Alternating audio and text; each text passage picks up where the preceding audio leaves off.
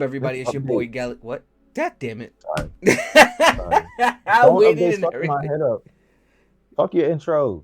What's up, everybody? It's my show today. It's me, HBO TV, here to bring you this week's episode of the Beat More Nerdy podcast. And I'm here with my co-host. You didn't give a name. I don't know who you're speaking to. Fuck He you, pointed the to other me. one. Oh, the other one. I That's knew who he you. was You're talking the other to. one. It's me. We're vibing. We're vibing. We're here. We're here. We're taking over. If you're here, It's why your didn't you girl. give your intro when he said my other co-host? I did, but you know my mic be funny. It's your girl, Diva XOXO, back at it again with another episode. This is episode 122. And we're also here with our other co-host, Galaxy Greg. I don't know who that is. I have amnesia. I'm just a guest today. Shout out What's to up? Big It's Girl. your boy, OnlyFans, Only Pain, coming at you with some more. It's your boy Galaxy Greg. What's up? Only Pain is crazy. AKA the OG Pain's, Galaxy, OnlyFans AKA the Hentai Honcho, because they didn't do theirs, so I'm obviously gonna do mine. Well, we always let our guests do their AKAs because it's the best way to get the fans to know. That's it. Make sure y'all check out Galaxy You're Greg's welcome. site. His OnlyFans there. Check You out can my find him. OnlyFans at Durags McThugs a lot, AKA the Drill Master, AKA Noodle Dick Shrimp Penis. The actual one he gave us was Galley Dick Greg. Galley Dick Greg. Is it a Gatling gun or is it like a galaxy-sized penis? I think, it was a galaxy size something. We don't really know, but That's crazy. yeah. Yeah, it's your show. Host it. That's it. Fuck it, man. So since we have our guest here today, we just want to interview him, but I think y'all don't want to hear nothing about it. You don't want to hear about my life. Only Yeah, pain. we don't want to hear that. Yeah, we don't care about his pain. But this week, we are going to kick things off with something very slight, and we're going to talk about anime and the anime that yours truly has seen and are his favorite. So that being said, I would like to note this for people who are into being introduced into anime and that whole realm of things. The best tool you can probably use if you don't know what you really want to watch or you don't have enough friends to ask for recommendations, like Greg here, he doesn't know anyone but his wife, who sadly just watches everything on Netflix. No anime. You know, he's looking for the real hentai lovers. I was about to say, can't I don't watch TV. I just watch porn. It's a part of my crippling addiction. 24/7. Doesn't matter where I'm at. You know, sometimes they be musty in public. You don't want to approach them, so you got to move on to the other Musty, folks. sticky, slimy, all of the above. Don't shake my hand. What is happening? What is happening? I'm rolling with the punches. Stop yes anding each other. Stop. It's not involved. Y'all just yes anding, and I'm sitting over here looking crazy. It is not. That's so I'm funny. cutting it off. I'm cutting the shit. Cutting it. You like a good yes and, you know, that's a we'll let it slide.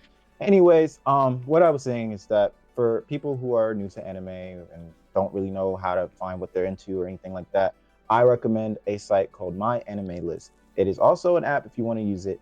It is probably your best tool to find out what the market standard is of shows that are really good.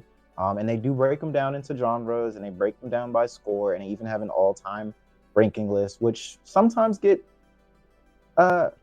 skewed by the fact that a new anime comes out and one person gives it 100%, and now it's the number one show of all time. So judge accordingly. Check the years when things came out. Yes. That said, Greg, any thoughts about this tool? If it's not the tool on my OnlyFans, no, okay. Let me. Jokes time's over. Like I was saying, yeah, it really helps with just keeping track of it. If you really wanted to just look things up, look it up by genre, it's really helpful for finding things. I recommend using it if you are new and starting out, or if you don't have those friends who have given you good recommendations. Because I know some people, when you ask them for a recommendation of a show, they don't recommend it based off of what you would watch. Like if you're into detective dramas, and then they go say, "Oh, go watch Kokodo's Basketball." Nigga, that's a sports anime. that's not your wheelhouse at all. They're just suggesting things they like. I think people need to be more comfortable with suggesting things they like. I agree, or saying like their personal top 10s. But when someone's trying to get into something or learn about it, you need to offer it the easiest method of entry, i.e., hey, you like science fiction? All right, Don. That's some good science fiction going on right there. You like mechs? Gundam.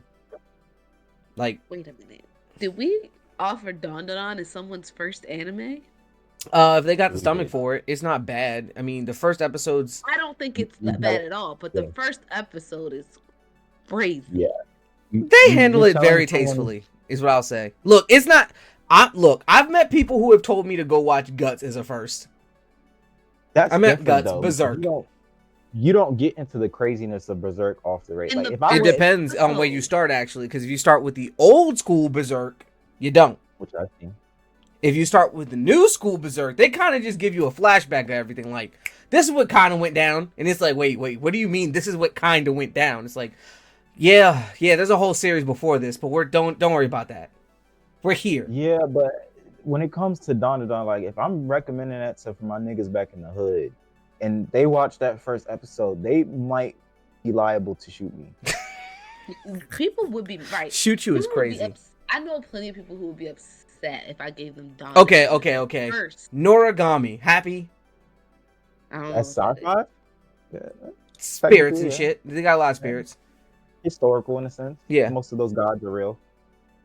Hell, if you wanted to get a little bit like crazy fiction, but like just spread out, Record Ragnarok, simple one. That's on Netflix, and you can just watch that. Ragnarok is a good one to suggest. Historical figures, but like anime's take on them.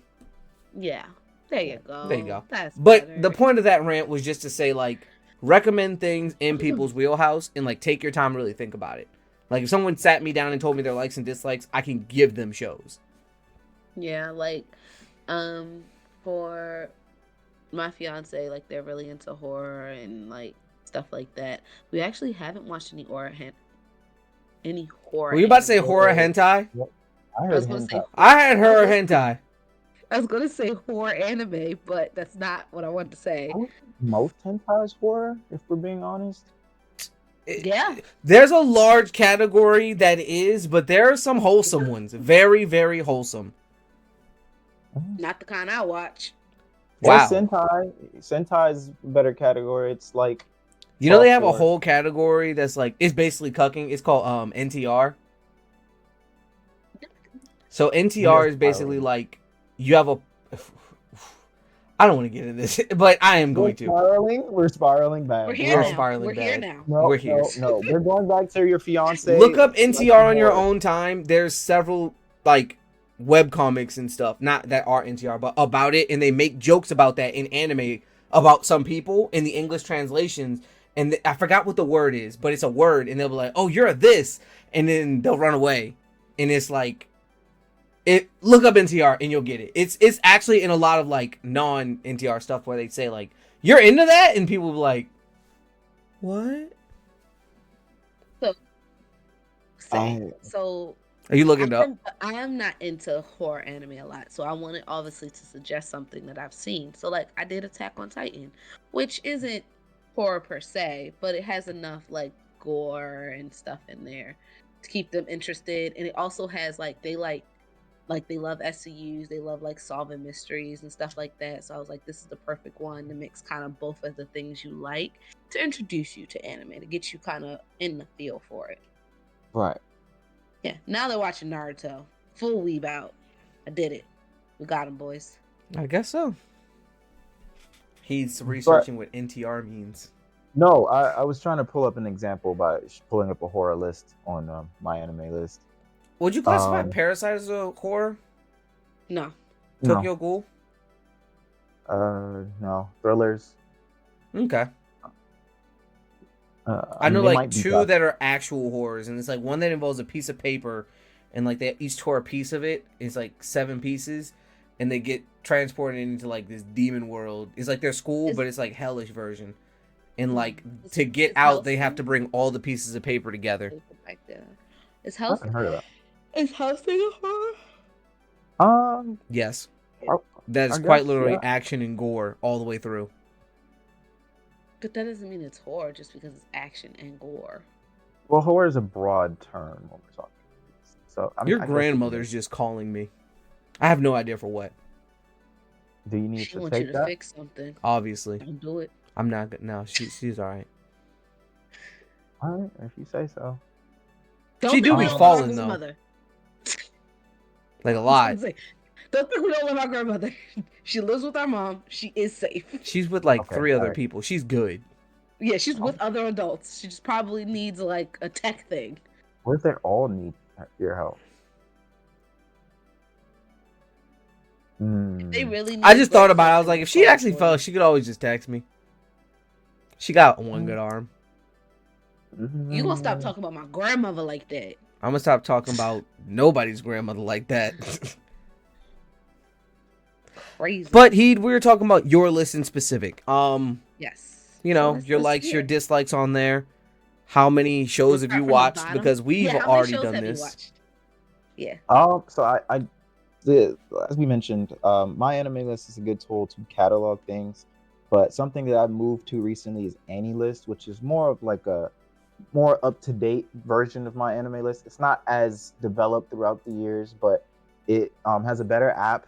It's a prettier website, and something that they had, if you are a person who writes all your animes in like notes on your phone, they have a tool where you can just import that and it'll just update it. So That's yeah, very so I thought that was pretty useful. They seem to be more in touch with the newer generation, and so because of that, I've kind of been in between when it comes to updating my actual list of watch. But I'm just gonna go with what I use on my Annie list, and right now I currently have 340 watched anime. Granted, that is an inflated list because the way these sites work, they don't classify the entire series as one show. So, Right. example, My Hero has 7 seasons. Those are each their own show in this list. Right. Just for reference on how many that is, he has about double mine. I haven't updated this in a while, but the current number that I have, he has almost exactly double. I'm looking at my But I'm missing some. anime list. Yeah. And it's really funny because it tells me how many days, and it's like 102 days, 6,266 episodes. Yep, on my anime list, it says I have 379 shows watched, and that I am currently at 21.4 days. Oh, that's manga. Shit. I'm at 174.6 days of watched anime. He's And got that's dropped. 74 more days than me. Yeah. So put that in hours, and yes, I had no life as a child. It's okay. Things were fun back then. All I did was watch One Piece, and when I needed a break from One Piece, I found a side hustle. Where's the My Hentai list? I need that. They actually do have insight in these things. You have I to wouldn't filter even for them. look at. I wouldn't even. You look think it I up. remember the names? I watch the same ones over. So, I'm just letting you know the tools, man. I'm just letting you know where's the the tools. total number? I can't find it. Are you You in have my to go to your profile?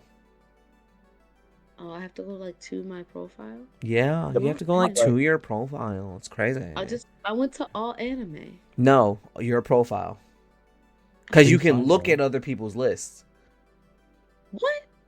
Yeah, you could actually like. Like use this is a whole Facebook. forums and there's blogs and I chats see in it. here. I see it. Yeah. I'm here. I didn't know all these things existed. What my number?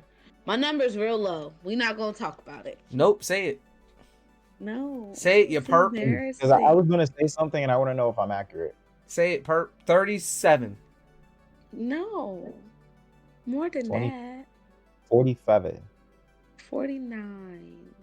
Yep. Okay. So yeah, I have watched more than both of them combined. That is. That's not fair to say. Hers is still low as hell. I'm just No, saying. it isn't accurate. I haven't updated it in who knows how long. I'm just saying. It's not far fetched to say that I'm probably up there, which is sad for me. But I promise y'all, I have a life now. Like I swear. Oh, please. yeah. Last time I updated it, it was July of last year. Where does it tell you that? 2023. It says I last would just look at anime last updates. anime updates. Mine doesn't say that. Oh. It I'll says tell it. you It's right right next next to to you. days. Yeah. Nope. I could share my screen and it's not there. I mean, if Okay. you want, we We can believe figure this you. out for you. But we It's believe all No. good. I'm gonna update it and I'm gonna see how much closer I am to Heed. Because I've watched Yeah, a I'm gonna lot of update it because shows. I've been watching a lot of anime lately, and y'all know it. I've been See, killing the she's game. the run it back queen, if you didn't know. No. Not fair. Not fair. I started a new anime this week. Will you finish it is the better question. I don't know yet. I'm still on the fence. I'm only like 3 episodes in, and and I'm it's 4 still on the seasons of that. fence. Huh? It's 4 seasons of that. It's like 7. What show? Bungo? Uh-huh. You're 3 Oh, episodes shit, in, I you know. gotta finish the show. Sorry. 3 episodes and you gotta finish. It's the rules. I don't make them. I just follow them. Hey, that's how I finished Naruto, because Shippuden. Because I didn't care for it, but I said I watched 3 episodes. I'm here for life. Mm-hmm. You're for Can't life. I'm leave here the for game life. when we in the game. I had 3 episodes to leave. I had 60 whole minutes to decide this is not what I want to do. This is forever. This great. It is crazy how anime nerds commit. That is how I finished Tokyo Revengers season 1. After episode 3, I was on episode 4. Like, this ain't for me. Saw it was episode 4 and said, "Fuck it, gotta finish the season." That go finish it yet. Really don't, because I know what you said about the main character, and I am not a fan of him. But I really like everybody around him is kind of interesting. So I think I'm gonna have to like Tokyo Revengers it and just hate the main character and just like everybody else. Literally, Yeah. like, cause he just keep like, I don't know why he hasn't got on board yet. And I'm like, yeah, he did just find out yesterday, but we're here now. Yeah, he's just And very. you ain't had nothing before this. Like, really, you on the come up, like the big come up. Yeah, honestly. He's given less fun, Dingy. Yeah. He's basically that, honestly, because he does have a good regeneration factor too. I didn't Alright. even know that yet. All right, Heed, share about that 300 Let's odd hear your some list. list.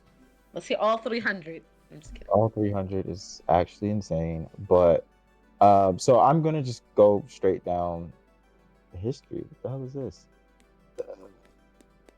There's a Oh, gnat this in is- here, and it's really fucking annoying. I can't get it. I'm looking at this, and the last time I inputted something, I was reading Gangsta. I've been finished reading it. So, going from top, I was told I'm gonna do 40. Fuck 50. There's too many. Okay. Because I'm Okay. gonna try and give a synopsis as I go through this. Mhm. Number 1 on the list, it's probably because I have several shows at 100 and they're alphabetical at that point, is Attack on Titan. I love the final act of Attack on Titan. It tied everything together. And the reason why I love Attack on Titan so much is because it reminds me of the second show on my list, which is Code Geass, which, if you've ever seen Death Note, it's one of those psychological thriller anime. But the difference with Code Geass and Death Note is Code Geass has mechs, which a lot of people don't like mechs, but it's like that's not the main thing of the show. It's just they're having big brain chess moves throughout the show. They just happen to have mechs involved. Fun fact: So Attack on Titan is a mech anime. They're just in meat mechs. Meat Max. That's actually accurate. It's very accurate. For Attack on Titan, do you were okay with the ending? You didn't have problems with the ending? I'm not saying I did. I just want to know because that was like the biggest I saw it controversy was the ending. I saw it coming after Aaron kind of was fucking shit up in Marley. I saw it coming because it's very much on brand. For It's him. not on for him, but the last act of Attack on Titan is basically Code Geass season 2. It's basically the same thing. I knew it was up for everybody and what he was up to when his entire demeanor changed. Because Aaron was never a quiet, cold person. And for it to be like, what, I think it was like 2 more years since that. And for him to just change like that, I'm like, nah. He's been at war for the last year and seen the worst of it. Been in the shits constantly.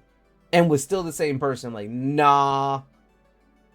It was that kiss. It was when he touched his story. Something happened. I didn't know what happened, but I was like, something happened. Yeah, once you learn how the Attack Titan works, which is maybe there's a translation thing there, but how the Attack Titan works is pretty much what changed Eren. They can see future memories. That's it. Yeah. Which is basically like future sight hockey, but to an insane degree. Yeah, Like but they the had, only like, difference all of their was memories. the weird thing is they kind of have to make the memories happen. I think that's what's misconstrued when people were like, when they thought Eren was talking to his father. Technically, Eren never talked to his father. However, Eren's father saw the future memory of Eren going to the past and watching his father see Eren. So it's kind of like he saw him through a mirror. And Eren then had that speech. So he wasn't saying it to him then. He was saying it to him when his father saw it. Does that make sense? Yeah. It's confusing to some. It's confusing as shit. Time is confusing. No, the time in that is confusing. I think it's cool though, because even though it is confusing, it does make sense. Like when you sit down and like draw it out. Because I've had, you know me, I listen to people break down stuff. I had a bunch of people explaining. I was like, that's what's happening. I'd have never gotten that. Yo, because Grisha was ready to not do it. He really said, Dad, you's a bitch. You came here to do it. Get that shit done, little nigga. Yeah. Guess what? He got that shit done. He got that shit all the way done. But I was a fan of the ending. Especially, I appreciated the after credits because if you listen to Eren through his conversations with his friends in the last parts of that movie, since they turned him into the movie, he's basically saying, I just want you guys to live a happy life. Mm-hmm. I have no control after anything after that, but I can control the next 50 years of human existence. Right. Yeah. And people hate it. Yeah. Well, but that makes sense. I mean, he can't fix everything, and that's not realistic, and that wouldn't have meshed in the story. And I get it. We watch anime and we hope for these unrealistic ends, but what y'all are asking for is unrealistic. And if we look at it through the lens of Eren, I hate to say it, he's always been very selfish in that sense of like whatever he cares about or whatever he thinks is wrong or whatever he thinks is right is what it is. Now, because we're watching the story and for the most part what he thinks is right or whatever, we're like, yeah, Titans eating your people, that's bad. Or, you know, them blowing up the people and being Titans to blow up, you know, the thing, that's bad. So when he starts doing bad things for what he sees as good reasons, we're like, no, Eren not supposed to do that. That's bad. And we're like, is it? Another interesting take that someone said is like, if we saw the whole entire story play out from Gabby's side, we feel the same way about Gabby as we did Eren. Right. Because they're literally the same person. We just saw Eren go through his shit and just got Gabby, who's now here just on the other side. So now it's fuck Gabby and everything she stands for versus like fuck Eren. Because Eren, in all truth, Eren could have made an example out of Marley in maybe one other country, but he didn't have to kill 80% of the population. Yeah. Right? Because like, if you did it only to Marley and then stopped, everyone else would be scared of you. So maybe make an example out of one or two more other countries. However, they said from the beginning, we don't want to use this. You guys are just scared of us using this. And now I'm going to use it. Yeah. They fucked around and they found out. This is the greatest story of that. It was also right. It's also the greatest story of like when you treat people like shit and you assume the worst, so you do the worst, you're gonna get the worst back. Like, yeah, that Trumpers, it's coming. Who said that? If you expect the worst of people and keep treating them as if they did that, they will eventually do it. Bro, I don't even know my history. My mind's been wiped. I don't know shit. And they like, you're a devil. I'm like, what did I do? You were just born that way. I'm like, bro. Like, well, maybe I am that devil. Like, nah, because Eren said, I'm not that devil. I'm that goat for my people. Like, I think my favorite part was when they like did the attack on Marley. I was about to say, I'm not gonna lie, Eren doing a double elbow into a crowd of random civilians. Bruh, starting your season off like that, I was like, I read it, but I was still in shock. What did you What did you expect? Y'all went and attacked them first. They was over there big chilling. They thought this was it. They thought this was the world. You know what's And real they still crazy? had their Marley Titans. knew they was at war before anyone on Paradise knew they were at war. This nigga said, "We're at war with Paradise," and Aaron's like, "Oh, that's my cue." I've never even met you niggas. I still think I'm the only people that exist, and I'm at war. This is crap. I don't even have guns like that. Y'all have automatic rifles in this bitch. We have muskets. We y'all have cars. We have a horse and buggy. Like, we don't even have a train yet. But similarly, if you go into some more of the lore, one of the reasons that Marley did want Paradise is because of the special crystals that they use to fuel the maneuver gear. It's called a burst crystal, and basically it's basically like making compressed air, but it can be used for so many other applications, like how they used it for the maneuver gear. And see, and that's y'all being greedy. Y'all need to leave them. Y'all need to just let that go. Some things you just gotta let go. Because y'all But could have just definitely- left them alone. Y'all could have left them alone, and who knows when they would have made it out? Probably never. Let's be real. I remember No, they when Attack would've. on Titan came out. I wasn't gonna watch it. The last thing I'll say on this is eventually they would have made it out, because I don't know if people that watch Attack on Titan or not, but when Aaron had his iconic, it's like, what about the enemies over there across the sea? That was after they killed every roaming Titan on the island. Oh right, because they killed them all. But They killed him in the span of 2 years too. Let it be known, once they locked the fuck in, they locked the fuck. they locked the fuck in, because there was But my a thing finite is, amount of they would- Titans. Right, but they wouldn't have. They wouldn't have. I don't say they wouldn't have gotten out, but they wouldn't have. How do I explain this? If they'd have left well enough alone, I guess they still would have gotten the Attack Titan. Like Aaron still would have become the Attack Titan because they sent the dad over there. Eventually, after they killed the Attack Titan, if they never left the island, Marley would have came over full force, and they would have. Eventually, the Attack Titan would have died and just been reborn into a Marleyan. Right. More than likely, still on the island. Why? Because there's a greater population. Like, it could come back, but it's less likely. Their population's way smaller. Oh, it's are. But anyway, let's go down your list. That was a fun Attack on That Titan was a rant. fun Titan side spiral. So yeah, if you liked Attack on Titan, I think the last 2 seasons or so, I think Code Geass would definitely be for you, because it's very much Death Note, but the last 2 seasons of Attack on Titan. He even has an experiment. Oh, I should Okay. Needs her boo. She trying to get stuffed on Thanksgiving. Okay. On that That's note, we're gonna nasty. call an Next. audible. Press on. The next thing on my list, it's called Classroom of the Elite. Classroom of the Elite is about an elitist school. It's very competitive to get in, and basically they treat the students like adults. They give them points, and to get more points, you have to do well on tests. And they put people in classes based on how they scored entrance during the entrance ceremony. So and then they have competitions against each other's classes. And at the end of the semester, whoever has the most points, they shift it around, because it goes class A, B, C, D, and nope, class D. And then they shift them around based on their scores at the end of the semester as an overall class. And the reason I like that one so much is because it's very calculated. It's very psychological. The main character is probably the most boring and monotone and bland person you ever meet. In reality, he's probably the smartest person that ever lived, and he is insanely calculated. He's insanely strong, and his goal is to, I don't know yet. I'm 2-3 seasons in, I still don't know, but he's trying to make Class D be the best class, and there's some ulterior motive behind that.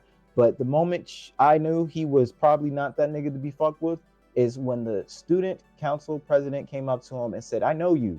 You're that dude who scored exactly 50 on every single entrance exam." If anybody came up to me and I heard that in earshot, I'd be like, hey, we're friends now. You're going to get me to the top. Okay, buddy? I know you did that on purpose. Obviously, you did that on purpose. It's not even like a question.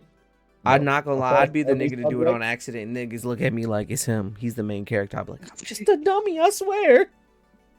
On every subject, there's no way in hell. I'm just a dummy, I swear. No, but that's a good one. He manipulates his classmates for his own goals. Everyone's a pawn to him, and he's honestly the low-key the biggest antagonist in the show, but you wouldn't know. Next on the list, we'll go Eden of the East. If you don't know Eden of the East, this is like 2009. I just made a video explaining this one. It's one of those anime where it's revolved around phones, and their phones have 12 people were given cell phones. This is kind of a spoiler, but I apologize. It's needed for the context. 12 people were given cell phones. Each cell phone had 10 billion in yen on it. And the person who gave them the phones, he said, hey, go and make the world better. I don't care how you do it, whatever means you, but I want you to spend this money and change the world in some way, shape, or form. Now, that being a spoiler context, this is all I will say, and I will press on. The anime opens up with the main character waking up naked in front of the White House, holding a gun and a cell phone, being chased by Secret Service, and he has no idea what the fuck's going on because he has amnesia. He runs into a Japanese student on a trip, and they become good friends, and she helps him discover his past and finds out that his phone has $8 billion in yen on it. He only spent 2 billion? Maybe. And you can see the log of what everyone else spends. So after the end of the first episode, he believes he's the world's biggest terrorist, and he killed a lot of people. I will let people go indulge in that. It's definitely a good watch. There's romance, drama, a little action, mystery. It's a good one. We're gonna sketch Legend of the Galactic Heroes. That's kind of boring. It's basically, if you enjoy watching people play chess, or the idea of someone playing Yu-Gi-Oh, maybe Legend of the Galactic Heroes is for you, because they basically are going up against two galactic militaries, and how the smartest minds in each military is going up against each other in these different fights throughout several years, and how they climb the ranks to be higher employed people. Not for everyone. School Rumble, that's one that you guys might know. I recommended that too. Yeah, I've never seen it. So School Rumble is probably one of the first anime I ever watched fully through, and I loved it. It is just one giant love trapezoid, pentagon, triangle. I don't know. All the characters like a different person in the show, and they're about high school students. And the most strangest thing ever, the bad boy gangster motorcycle riding high school student, yeah, he likes this little cheery, chippy girl that kind of looks like a middle schooler. It makes no sense, but he has the biggest crush on her, and he tries to play it cool. The chippy girl likes the smartest guy in class. The smartest guy in class likes some other girls. The other girl, like, literally, they all like a different person. It's high school. Yeah, it's basically high school anime, and it's such a fun time. It's a good watch. I definitely recommend, because it's so happy and cheerful. It's a good watch. This is gonna say so. Any thoughts on that one? Because that's one we could talk. Very funny. I think the biggest shape you're gonna get is a pentagon of like people who like each other. Yeah. It's really funny in that case, because like some people like people, and then some people kind of like people, and some people really like people, and then like there's always, you know, the pervy guys trying to get with this chick, and this guy's trying to get with this chick, and it's just really funny the situations he gets himself in trying to impress her, but also trying to remain the cool bad boy, because like he has street cred. He's a dropout, essentially. He's a delinquent, and you know, in Japan, delinquency is the worst thing. So it's like he's been a delinquent at least for like a year or so, and he goes back to school to impress this girl, to try and be close to her, and like he gets into a lot of like shenanigans from it, because he's trying to keep his street cred. But like, if she's gonna join in a play, he's like, I gotta be the lead role because I can get a kiss, but I gotta keep my street cred. So it's like, it's really funny. That's something. That sounds like me, guys. Oh yeah, you would love School Rumble. It's a great watch. Because like the whole main cast is basically like the main character, because they don't like constantly center on one person at a time. They do jumps and I love that, because I have ADHD. Oh, then I have a show for you. Storylines are great for me. The more storylines, the better. Got it. As long as you can keep up, I got you. Next, I'm just gonna mention Spirited Away. That's a movie. It's an old classic, but it's a really good movie. If you've never seen it, you should go check it out. Um, Yeah. it's about a girl who, for the sake of the plot, she gets spirited away to like a weird spirit world, and all this crazy stuff's going on, and she's just a young, like 10-year-old girl, and um, she's at this basically spirit bathhouse, and she's trying to figure out how to get back home, and it's like Alice in Wonderland. Yeah, Yeah. it's anime Alice in Wonderland. It's a Studio amazing. Ghibli film, so just know And it won it's the good. Academy Award for a best animated feature film. Yeah. So Studio you know. Ghibli used to just drop. Well, they still gotta do. They drop featured film award-winning bangers all this time. All That the was Studio their time. Ghibli. bag. Yeah. Bangers after Yeah. bangers. Still their bag. It's Yeah. still their bag. They still get nominated every time. Any Studio Ghibli movie that comes out is getting nominated because it's going to be that beautiful. Mm-hmm. Yeah. They are masterpieces artistically speaking. I hate to mention this one. Angel Beats is another school anime. I did a rant about this on the IG actually. So Angel Beats is basically a bunch of kids find out that they're dead, and they're in this basically RPG map that is a school grounds, and they are just trying to live their everyday school life and having all types of shenanigans and antics and fight against God. Not in like a terrible way, just like because they're dead and they're like, why did we die so young? Screw you, God, and in a joking way. Um, it's a hard one to explain without actually reading it. So. What Purgatory? Angel Beats. Yeah. They're in purgatory, and the angels are trying to get them to pass on in a non-aggressive way, but they fight off the angels like, no, we don't wanna. And they're like, come on, guys, you gotta go to heaven. And like, no, we like it here because they can't die there. So they just get into wacky antics and shit at school. And it's about like them trying to get the kids to pass on. Yeah. Oh my God. They had an episode where like every person was like sacrificing themselves in the adventure, and it's just like, you guys can't be killed, so like we'll just see you back later. But Yeah. it's like, no, I'm dead. Like go on without me.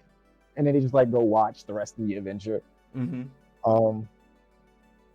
And then this is where I'm just gonna say Haiku once because it's literally like sprinkled throughout my top 50. Haiku is hands down my favorite sports anime. I've seen parts of Kuroko Basketball. It doesn't hit the way Haiku hits because Haiku is really like the Naruto of sports anime. It's a kid who has no business playing volleyball because he is short as hell, but he says, fuck that. If I'm short, then I just gotta learn to jump higher. And so he goes to high school, learns how to actually play volleyball because no one ever would teach him because he's short. And they're like, I don't want to waste my time on you. You're a midget. And he's like, well, I'm going to be the greatest volleyball player ever. Wait, Naruto-esque. It's the tale of this high school that once used to be a very dominant national ranking team, and now they're kind of like nothing. And the seniors, which we're going to call the third years, second years, and first years, they each have different perspectives and how they feel about the sport, and them trying to get back into it or express their love for it or discover that they love it, and them trying to become the number one ranked team for that year. And so they have a lot of trials and tribulations with other schools. You meet other characters from other schools. You learn some more about them. And it's like, honestly, if you could sit through and watch 2 seasons of Haiku, you'll be very attached to pretty much every character in there. I don't like when people say that. I don't want to be attached. See, this is what I don't like. This Oh, is what I not don't like that. about Saying to sit animes. through 2 seasons. That's like saying sit through 100 episodes of Boruto. It gets better.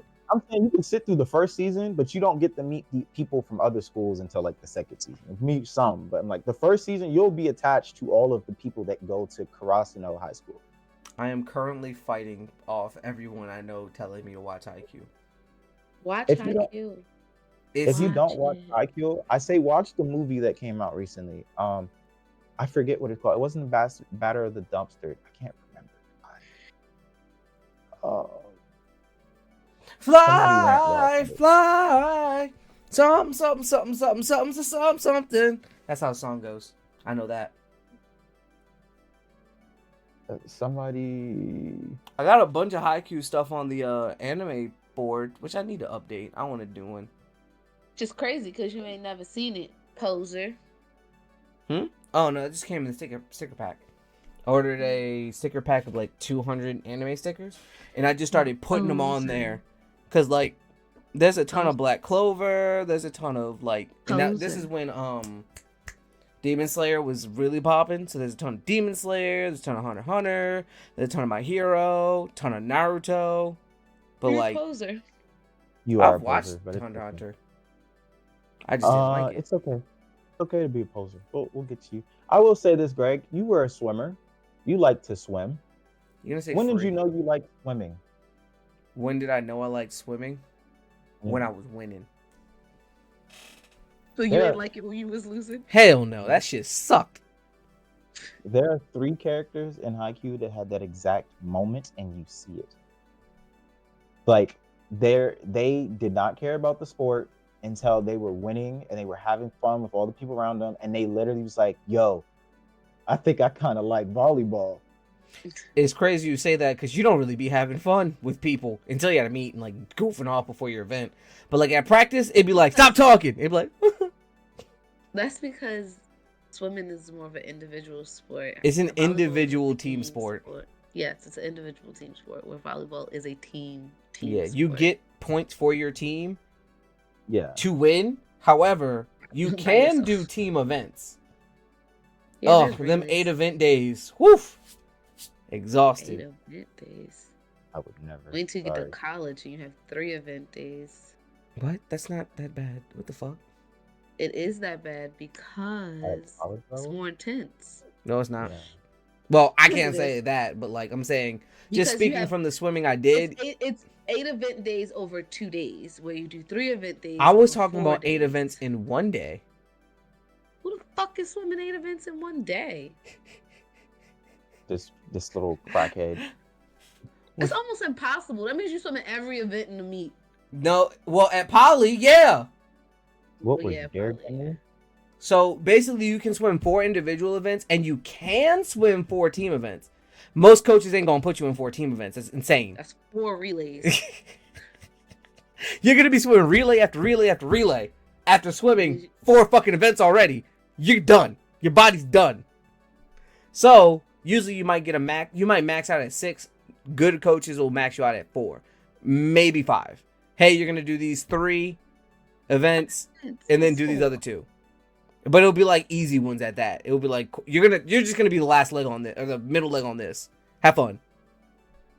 We know you're not gonna like win it, but have fun, kid. Okay. All right. I'm Right, just gonna watch say Haku. You'll like it. Haikyuu. Haku. always call it Haku. it does seem very haku. Like when you But read it. Haikyuu.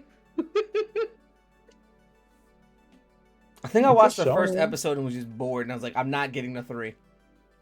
So you are the person that will watch the movies, because they basically have compilation movies that just get to you like all the major parts of each season, and then that's like you don't get like the low level interaction, meaningless conversations. You get like the major conversations, the major game moments, everything. That's the So, thing. I think I'm slowly I'm not moving out of it. I'm just moving away from it for a little while of like the slice of life stuff.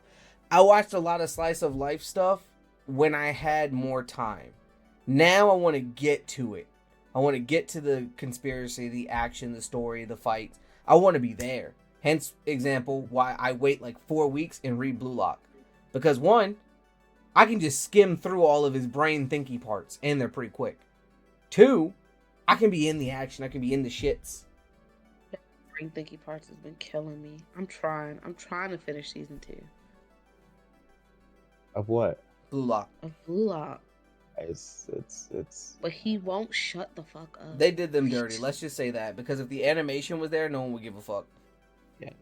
No, it one part it wasn't even like animated. It was just like stick figures, and I was like, y'all ain't even try. That's funny. You know, made me there's laugh. literally an anime about horse derbies, like Equestrian racing. Girls. Equestrian Girls, and the animation on that is so So insanely fucking fire, because- and it makes me mad. I'm like, who's out here? The people out here watching this are going into it. Ah, my light fell. Give me what I want. Yo, we gotta stay focused. We're never gonna make it Yeah. to this list. Oh, I'm gonna cut it shorter. With every side rant, it gets less and less. I told you 20. I said 20 a while ago. We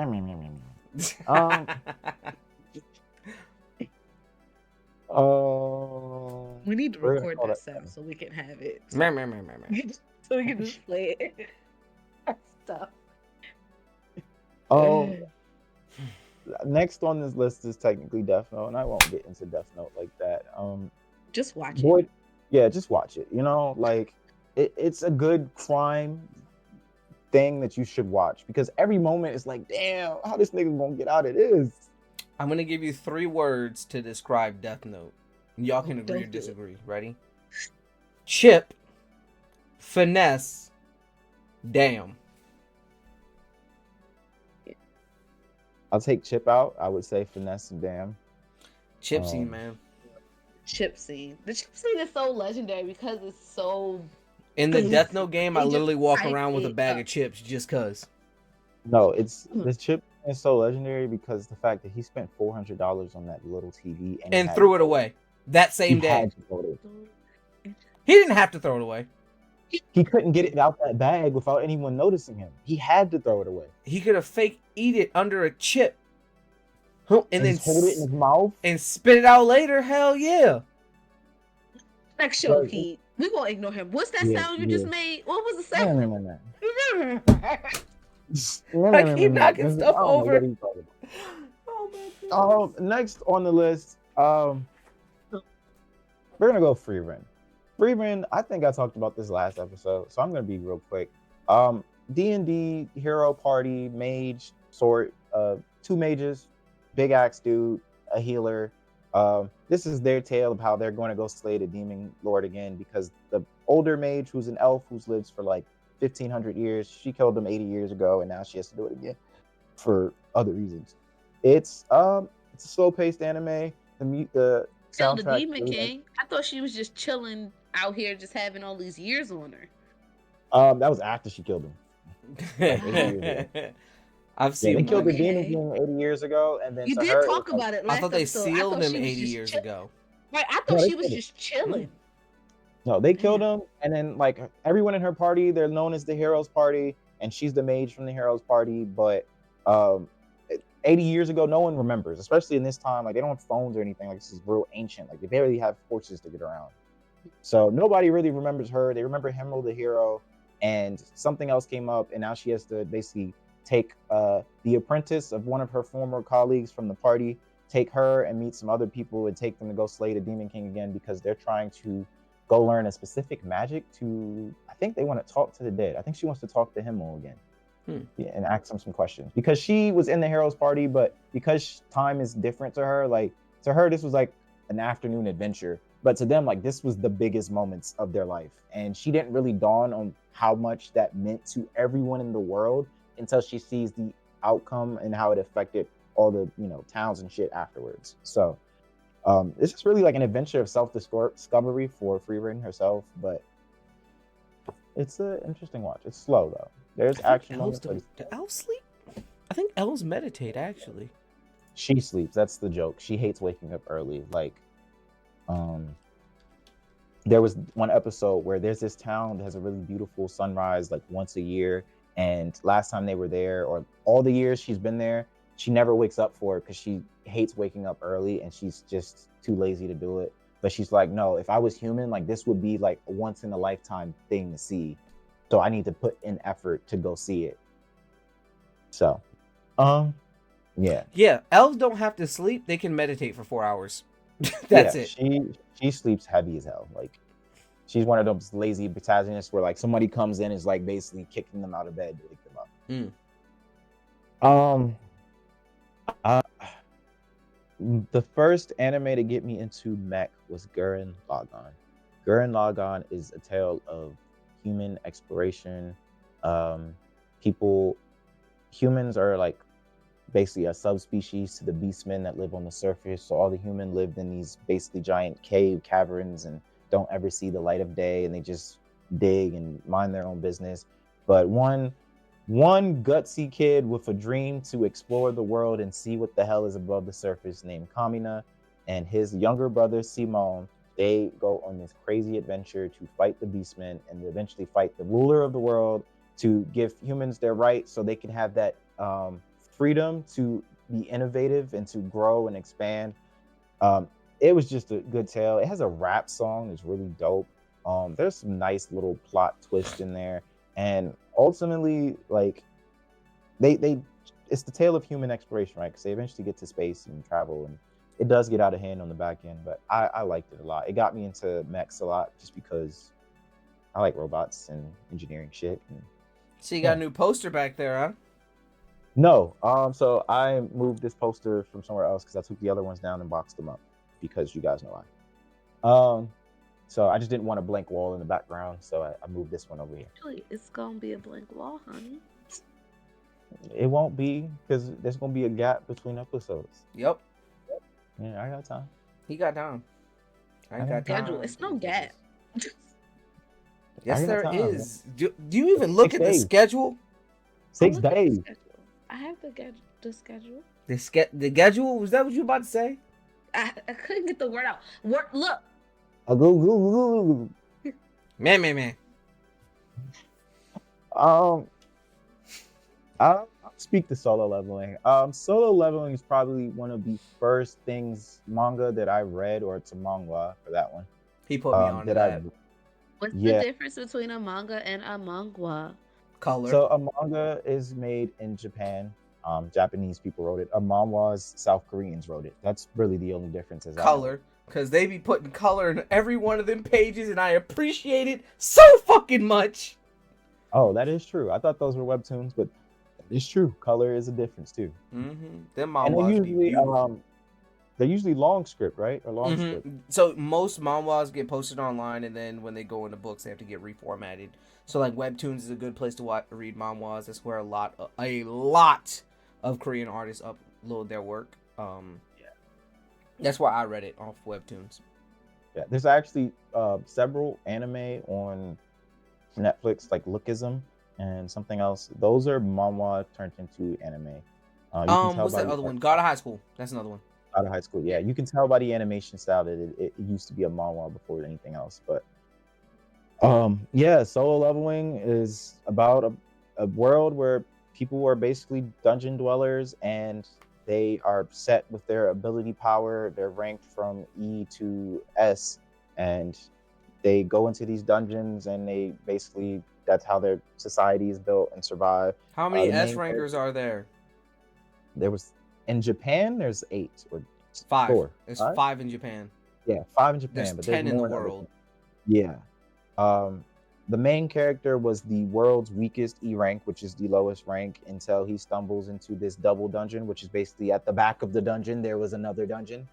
And he gets this leveling system ability, and now he can level up, which has been unheard of to literally anyone else in the world. So he goes from an E rank to an S rank, and his journey in there and everything that comes with that, and a little deeper lore that I won't get into. But if you like seeing people grind, level up, and become better, and eventually probably one of the most OP anime characters in the world, solo leveling.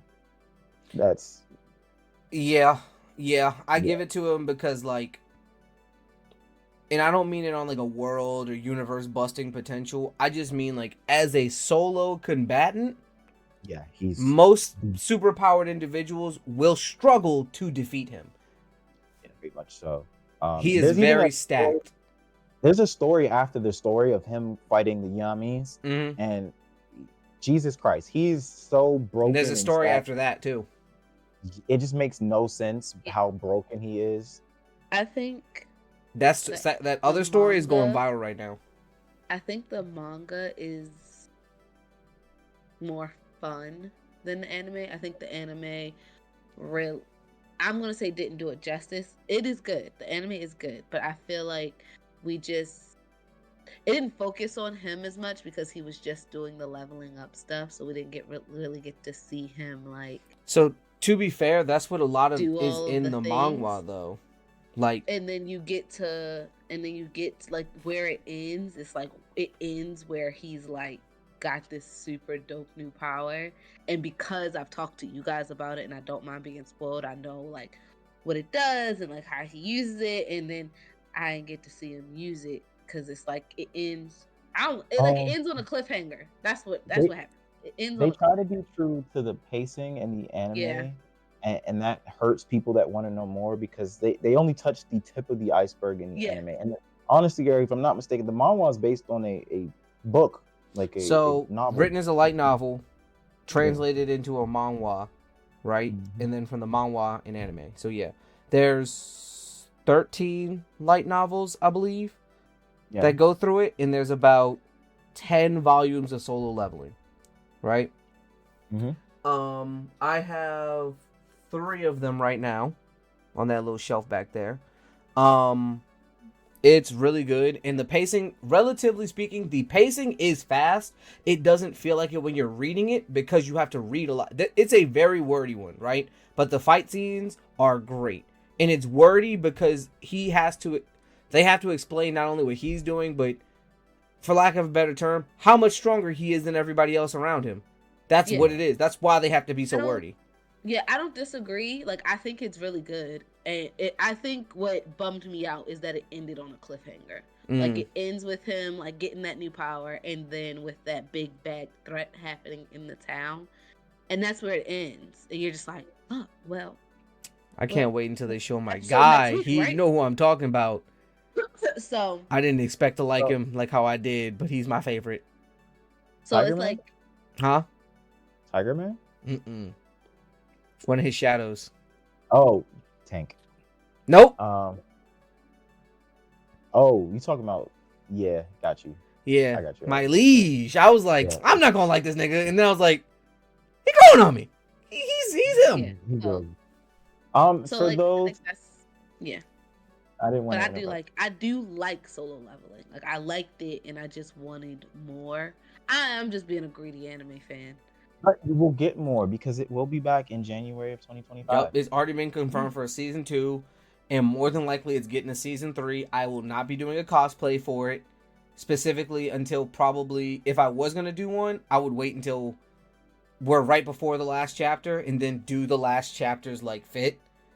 But I don't think I'm gonna do it. One, I don't have the body type. He's like tall and linky, so I'm not gonna do that. But also, if you're gonna dress up as one of his shadows, you gotta commit. You gotta get the LEDs in that bitch. You gotta be glowing. You feel me? You can't just be out here. Those are for sure dope cosplay to get into. That said, it'll be back in January 2025. Recommend go watch. Have fun. Okay, so this next one is going to be hard to explain, and I apologize for that. It's called Durarara. I can't help you. I know what it is. Which one is it? I know. It's a lot of does. Yeah. Durarara exclamation point. That's what it is. Durarara, not Darara. Durarara. No. Duh. Durarara. Durarara. Oh no, that's not it. That's that. And I will preposition it by saying this. If this concept is something you sound like you would be into, I do recommend you go watch another show called Bakano that you probably can't find anywhere. Like, you would have to buy the disc or illegally watch it somewhere, because Bakano doesn't exist on most platforms anymore. I would recommend Bakano over Durarara, but because it's hard to find, I recommend Durarara. Durarara is the tale of. It starts off with 3 high school students that become, 2 of them know each other prior, 1 becomes friends with them later. This is how they introduce us to the world. This entire show is based in Ikebukuro, which is a borough in Tokyo. And this is really the tale of Ikebukuro and all the quote-unquote legends that exist in the city. Because you will watch this show from literally 12 to 15 major character perspectives. Like, it jumps between them. They're all intertwined in one way or another. But like, the biggest legend in the city is that there's this bike rider who rides around on a black bike in a black suit and a yellow helmet. And legend says she doesn't have a head, and bike is actually a horse because she's a Dullahan, and she's looking for her head somewhere in Ikebukuro. That is a real legend. The headless There's horseman. Basically, yes, their version of it, yeah. yes, Because Okay. our headless horseman lives in Sleepy Hollow. yes. There's the Which tale I designed of an apartment there, by the way. Did you leave a Really? place for the head? Huh? Did you leave a place for the head? No. It looks off on the water on the Hudson. It's actually really pretty. Hmm. Yeah. Ichabod Crane. Yeah. Ichabod Crane.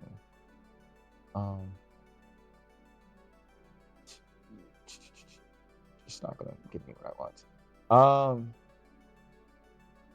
Shoot. There's another tale of a Russian giant that I think they say a black Russian giant that I think they think he like is mafia ties or something, but he's really just a dope, fun sushi chef that just happens to be black, Russian, and tall as hell. There is Jesus, it's hard to remember these characters. I won't get into the tales of all the legends, but I will say that this show is told in a perspective that I had literally never seen prior to Bakano, which is made by the same people, and there's actually a recurrent characters in there. But you're learning the tale of the city through the perspective of major characters. I think like 12 to 13 major characters, and then their daily ongoings and all the crazy hijinks and shenanigans that happens around all these different people and how they intertwine towards the back end of the series. Like, it's a good watch. Don't know if I explained that really well, but Not at all. okay. Then I will read the description, and that will be what I do. It's hard to remember when you watch so much. So, like I said, based in Ikebukuro, amidst many strange rumors and warnings of anonymous gangs and dangerous occupants, one urban legend stands above the all, and that is the Dullahan that I mentioned before, who is always seen riding her jet bike motorcycle around town. Always logged off the excitement. One of the main characters, the high school students I mentioned, he's longed to live in the city. He's from the country. He finally moves to city because he gets to go live with one of his other friends who convince him to move to Tokyo. And he finally witnesses the Black Rider. And that was one of the things he really wanted to see. There's a lot of supernatural events that happen. Ordinary citizens like himself, along with the most colorful characters in the city, are mixed in the common breakings out of their sit. That being said, probably not the most best explanation, but for example, there's one because I really like the show and it's really hard to explain because I haven't seen it in a while. Let me see if I got it. This kid moves to the city, and Yeah. I swear the to God, if city you say has let's a call it lot a of. gang.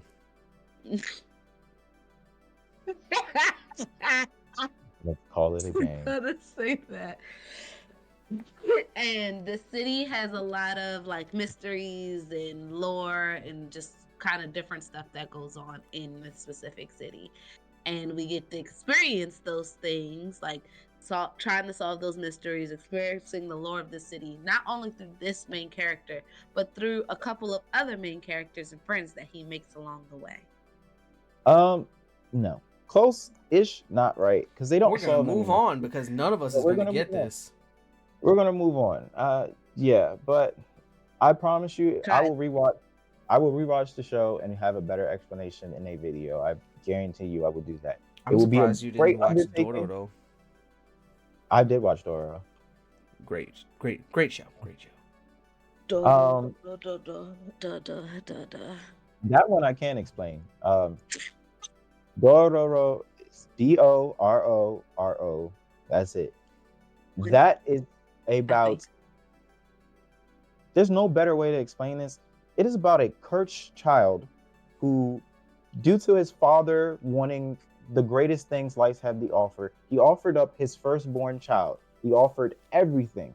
Mm-hmm. So what happened is the demons came. This is based in like not Edo, Japan, like feudal Japan. It's like pre-Edo. Yeah, feudal Japan. So he offers up his firstborn to these demons. And each demon takes something different. One takes his child's sight, One takes his voice, one takes his nose, one takes his skin, one takes his arms, one takes his legs. Take his nervous system. They Nervous take system, everything. everything. This He's nigga ain't got basically shit.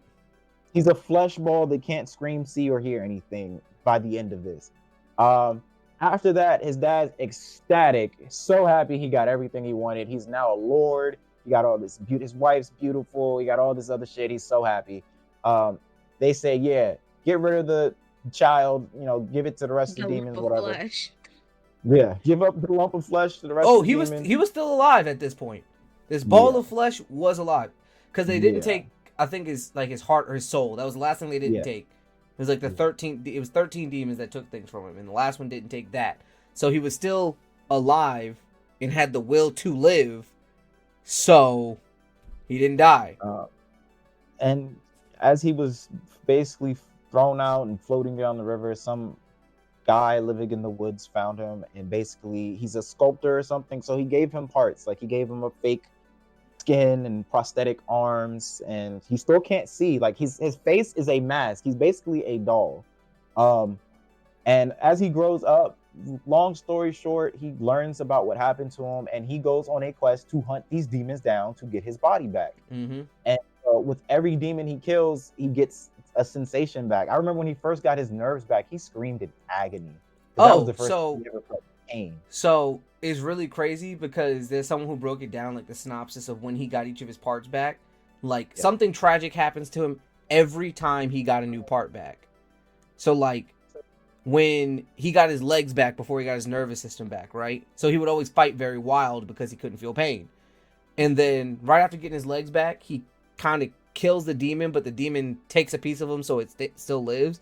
So he got his nervous system back, but he got his he got his hearing back, and he got his nervous system back right before that, but he got his legs bit off. So the first sound he ever heard was his own voice screaming.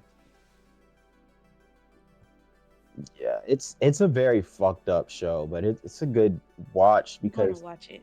I'm gonna stop watching. I'm sorry. I'm gonna stop watching Bungo Stray Dogs, and I'm gonna watch this. You're gonna cry. I'm telling you, you're gonna cry at some of those parts. It's sad as fuck. Yeah, but it's really with good. Everything he gets back, his dad loses something else. Mind you, his father moved on, had a new son. A whole new son. Yeah, whole new son, living his best life as a lord of the land. But every time his other son gets something back, he loses something. It's like, yo, someone killed that nigga. He's supposed to be dead. Like, it stops raining and being flushed. Famine starts to cross the land. They're like, please kill this nigga. He's making everyone's life worse. But in reality, it's because his dad made a deal with demons. Yeah, it was so fucking good. I remember when it was coming out. I think I'm gonna call that. Well, I'm not keeping the best count here. I hope you are. We are not. You got about 5 more. All right, I'll count during the next rant that you guys have. The next one I'll get into that's easy to explain is Blood Lad. Blood Lad, sad to say, it's 13 episodes. That's all you're gonna get. Nothing more, nothing less. But in those 13 episodes, you're dealing with Staz, who is... Oh, let me explain it like this. It is the monster world. Werewolves, vampires, mummies, all types of ghouls, goblins, and whatever, right? Staz is a vampire. Vampires are top of the elite family. All the known monsters are like basically the high blood elite family. So he's a pure vampire, like a pure werewolf. They're up there in tier of ranking in the monster world. Staz is a old school, for better words. He likes video games, manga. Like he likes this. He calls it the Kamehameha wave. You know, he likes all that stuff. He's also the leader of a gang. He's the boss of the gang, but he doesn't like to do anything. He's just stronger than most monsters because he's a pure-blooded vampire. But he just wants to watch his anime and read his manga. Doesn't care of anything else. I shit you not. One day he's in his room and there's a girl.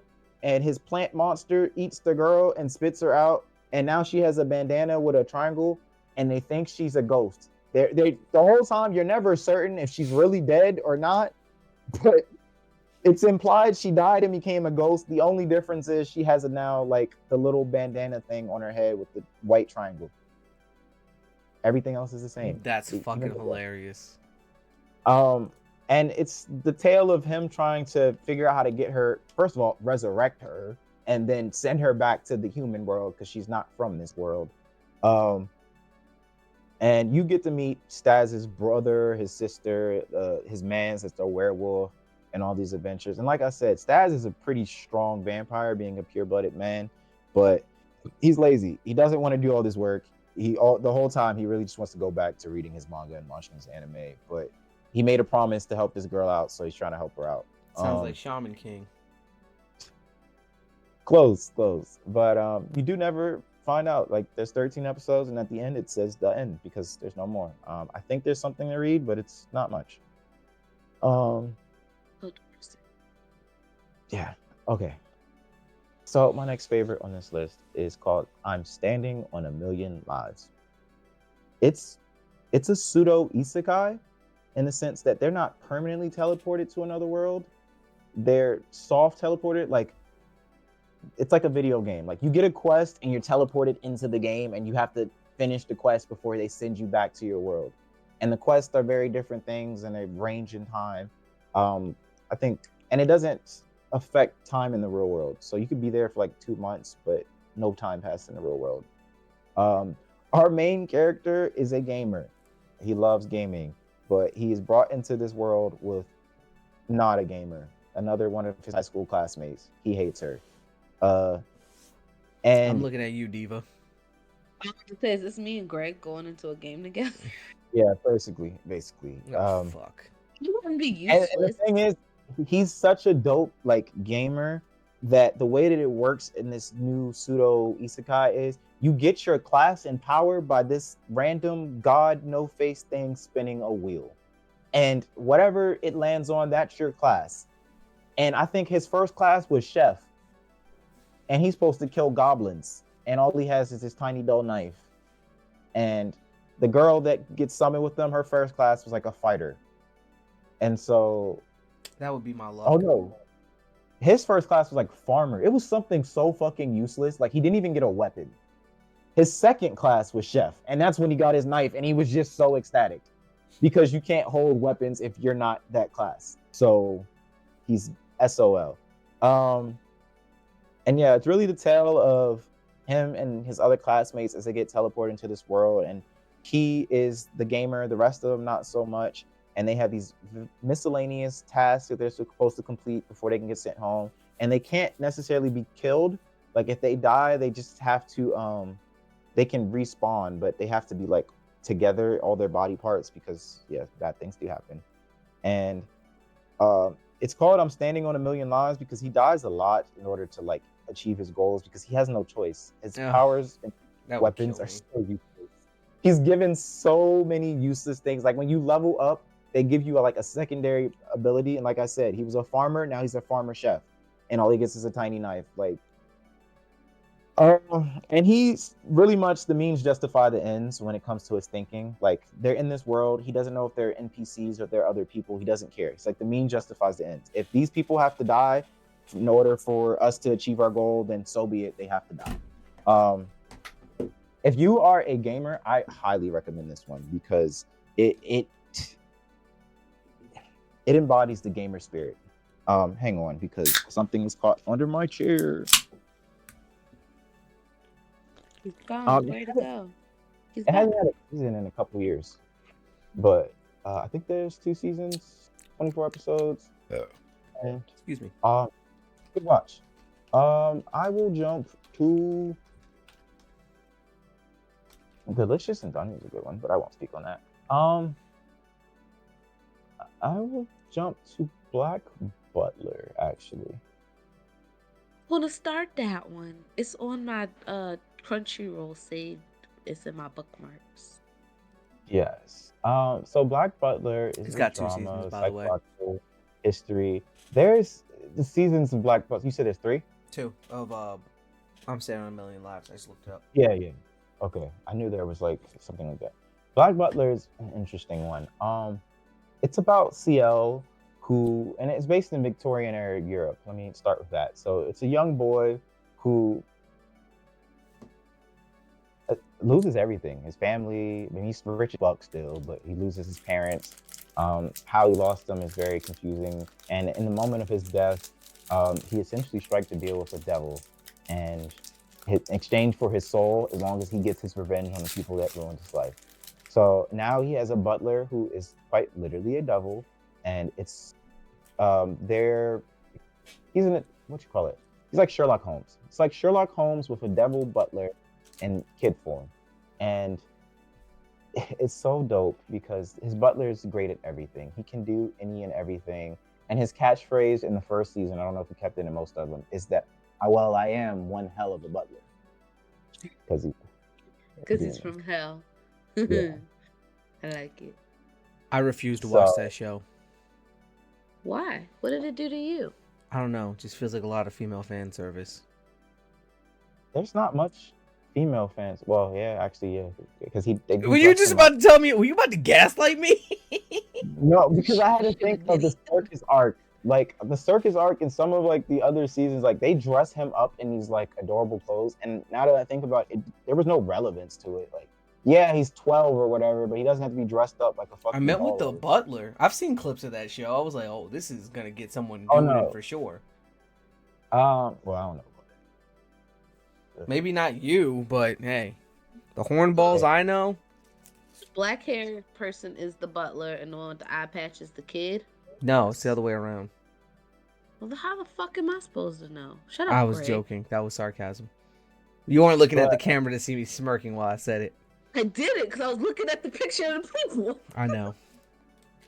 But yeah, it's a good action comedy. It's fantasy, supernatural, of course, mystery in there because he is trying to get his revenge on the people that took his family away from him. Okay. What happened? What's your thoughts? Wait for it, Heat. Wait for it. What's your thoughts on Black Butler? Remember. Okay. Okay.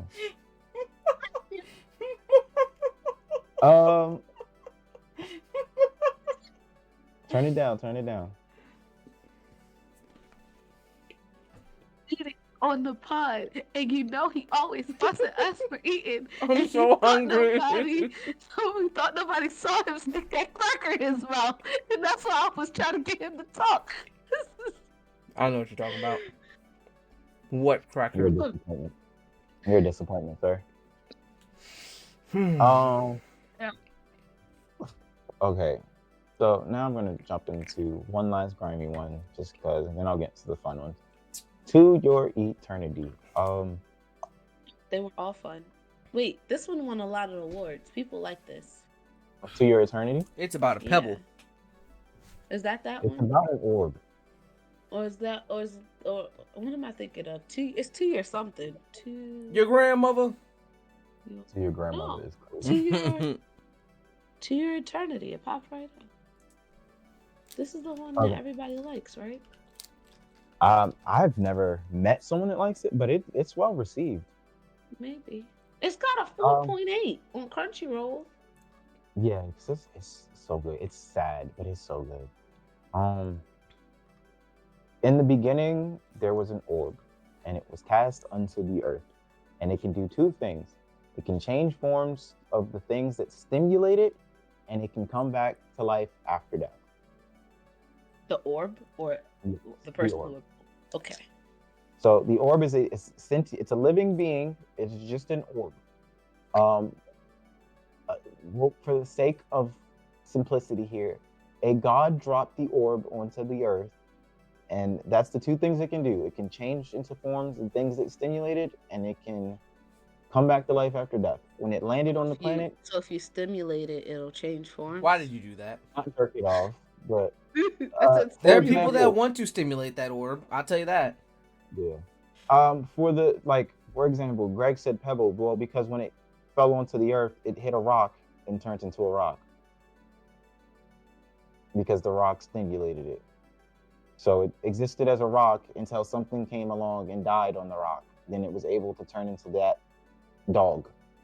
And then he went back and found a boy who was the owner of that dog, apparently. And the boy was the last person in his village on the ice, and he wanted to go to like the Greenlands and see all the planets and stuff, because everyone else in his village died, and it's just him and his dog that he talks to that he doesn't know is not the same dog. It is now a sentient being that's not of this world.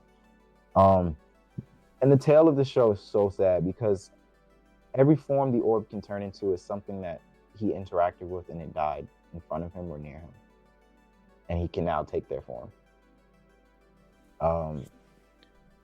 It develops, eventually it learns to speak from the boy because he hears the boy talking and he imitates it. And he can turn into the boy. And once the boy died, because yes, the boy died. It's not necessarily a spoiler, but it's the first episode. So it can only turn into things like if it died? Yes. If a thing has died near it or on it, it can turn into that thing. But it's had some form of contact with it. Yeah. But like if I stimulated it and I'm still alive, it can't turn into me? No, not until you die. Yeah. That's so sad. All it knows is death. Exactly. It's kind of the point. And when he I'll give you the synopsis of the first few episodes. Are you watching? Huh? This is why y'all like this. What? Like I said, this is my last dark one, and then I'll get happy. It is real sad. Once the boy dies, never realizing his dream of being able to, get to the Greenlands and meet other people. He's able to turn into. Does he go do it? Does he go turn into the boy and see other people? He tries to, because when he turns into the boy, mind you, when he was a dog, the boy fed him and he just kind of shit wherever. But now he's a human, doesn't know how to walk on two legs, so he had to learn. He doesn't know what eating is, so he starved to death a few times. He's fallen off cliffs and died, and he's discovered by other people when essentially he's in a bear's nest. And I'm not gonna lie, I was entertained by the fact, from a bear's perspective, he just got an unlimited source of food because this thing he killed and ate, it just heals itself and he can eat it again. And yeah, people stumble upon him doing that. And this tale is told over many generations and decades throughout the manga, because the anime gets far, but not as far as the manga. And it's a sad tale, but you are seeing how this orb's learning human nature, what people are like as it interacts with other people. It's learning to care for humans, even though it's immortal and it doesn't really need these people. This so-called God that brought him into existence is always ambiguous and as fuck and not really helpful. And he finally meets a person that treats him like a baby and teaches him everything he needs to know. He calls him mom, and eventually something happens to her, and then he meets other people. And it's like, I'm going to break down the general synopsis so we can get to the next thing.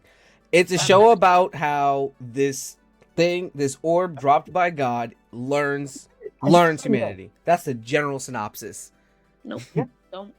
No, because when you say it like that, Greg, it makes me kind of want to watch it. When he says it, I no longer want to watch it. That's how it would be explained. It's worth the watch. It's just really sad also. I don't want to be sad. I explain it that way because it's a dark anime and I want people to know that. Now, I will jump into, I will say my last three all at once for the sake of Greg. Me? Where he got to go? Nowhere. I have work tomorrow. I will say Konosuba. Konosuba! An isekai. It is an isekai anime. If you don't know what isekai is, it's basically being whisked away to a parallel universe or a different world. It's not of your world. All right, let's do the thing really quick. I'm gonna say Kono, you say Su, and Benta you say Ba. Ready? I don't know the thing. Just in that order. Kono. Okay. Su. Ba. That's how they have. That's what they do with the commercial breaks. It's always some form of that. Because the main cast is 4 people, so they'll be like Kono Suba, and cut into the second episode. Konosuba is an isekai. It is about a kid who died, and he meets the god who is trying to help him cross into the next world and reincarnate him as a hero to save the world. But I can't lie, this god, she's kind of a bitch. In the sense that look, she's justified, but she's not justified because our main character died trying to save someone and he thought was getting hit by a truck. He thought Truck Kun was coming, And when she breaks it down, and he's like, "Oh, did the girl live?" She's like, "Oh yeah, she's totally fine." She's like, "What?" It's like, "Yeah, no, there was no danger. That truck, it was actually a tractor." She's like, "Wait, then how did I die?" He's like, "Oh, well, you died of shock and embarrassment, and you like pissed yourself, so you were like kind of laying there pissed." Like she just starts laughing at him and making fun of his death, and he's just like, "That's not funny. Like I died," and she's like, "But it's so funny." And so when she finally gets past this, and she's like, "You get to take one thing, whatever you want, with you into the next world." And because she was a bitch and he was Oh petty, yeah. he said, "You." Yup. So She was he like, you can forced have her. any power, anything from your old world, any one thing. He's like, one thing, anything I want, anything you want. You're coming with me. What? Yeah. So he forced this god to be brought into this world with him as he was reincarnated. And it's just the one-to-one reincarnated. It's not like a kid. He's just dropped into this world essentially. And that goddess is Um, fucking useless. Yeah. She's so powerful and so useless at all times. Like she's a goddess with all these water powers because she's aqua. All she does is fucking like party tricks. Like she learns party tricks and magic shit. Like Nature's not beauty. yeah, like not like fun magic, like card magic. And he's like, "Dog, we are in a D&D universe. Like throw a fireball or something." And she's like, "No, I'm gonna do card tricks." I'm gonna And do card tricks and drink liquor. yeah, she's so useless. His reincarnated adventure is so shitty. Literally, the worst and funniest things happen to him. His party members consist of Aqua, the useless alcoholic god, um, what you call it, Megami, the Megami, explosion addict. the explosion, sex, whatever. She's a girl that the only thing she knows how to do is cast explosion once a day, and it Once makes a her day. life useless. Once a She day can drains do all one of her spell and energy, use it. and she's Yep. basically she's not unconscious. She just can't physically move anymore until the next day. And a knight that is a Darkness. masochist. Darkness. Yeah, she wants people to hit her and rough her up. And when she's talking, she's trying to sound all knightly and chivalrous. She's like, "No, you're getting lost in this." It's like, Darkness, stop. Like that's disgusting. Like she runs into the battlefield, drooling at the mouth at the excitement of getting hurt. Yeah, and I shit you not. I've seen a lot of isekai. There's probably one that touches this, but there's no isekai that will be as funny as Konosuba because they go on the wackiness and ridiculous adventures, and that is just the entirety of the show.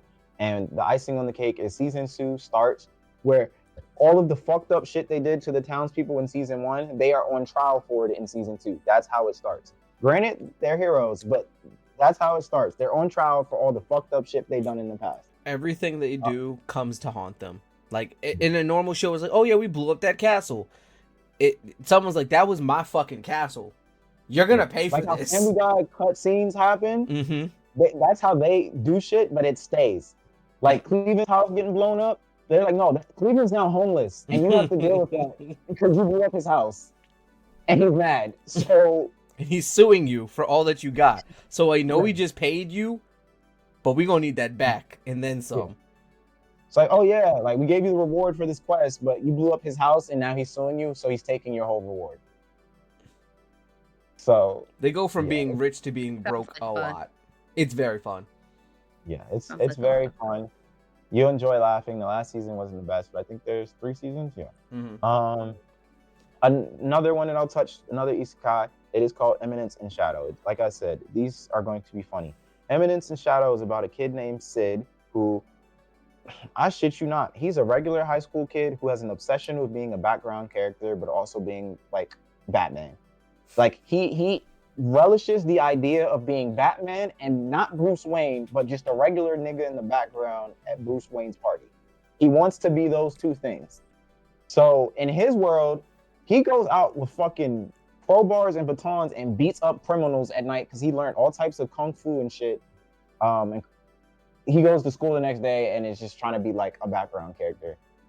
And when he gets isekai'd, he is so excited because now he can do that. So he basically becomes one of the most powerful being in this next isekai world by also being his best to be a background character. But what makes it so funny is he creates a whole organization with assassins, basically. You know, they have systems stuff. All his disciples, he's taught them things from his world. They're implementing it into the real world. They're becoming millionaires and rich and stuff. But on the background, he's created them a shadow organization, and they do like shadow evil tasks, quote unquote evil. Yeah, everything he tells them and everything they do is just him winging the fuck out of it. He has no idea there's no plan, but he makes it sound like his plan. Like everything he says, it sounds so like, damn, like this guy's cool. Like he's real put together. In his head, he's like, I mean, that sounds cool, right? It's like, yeah, I'm gonna do that. It sounded cool.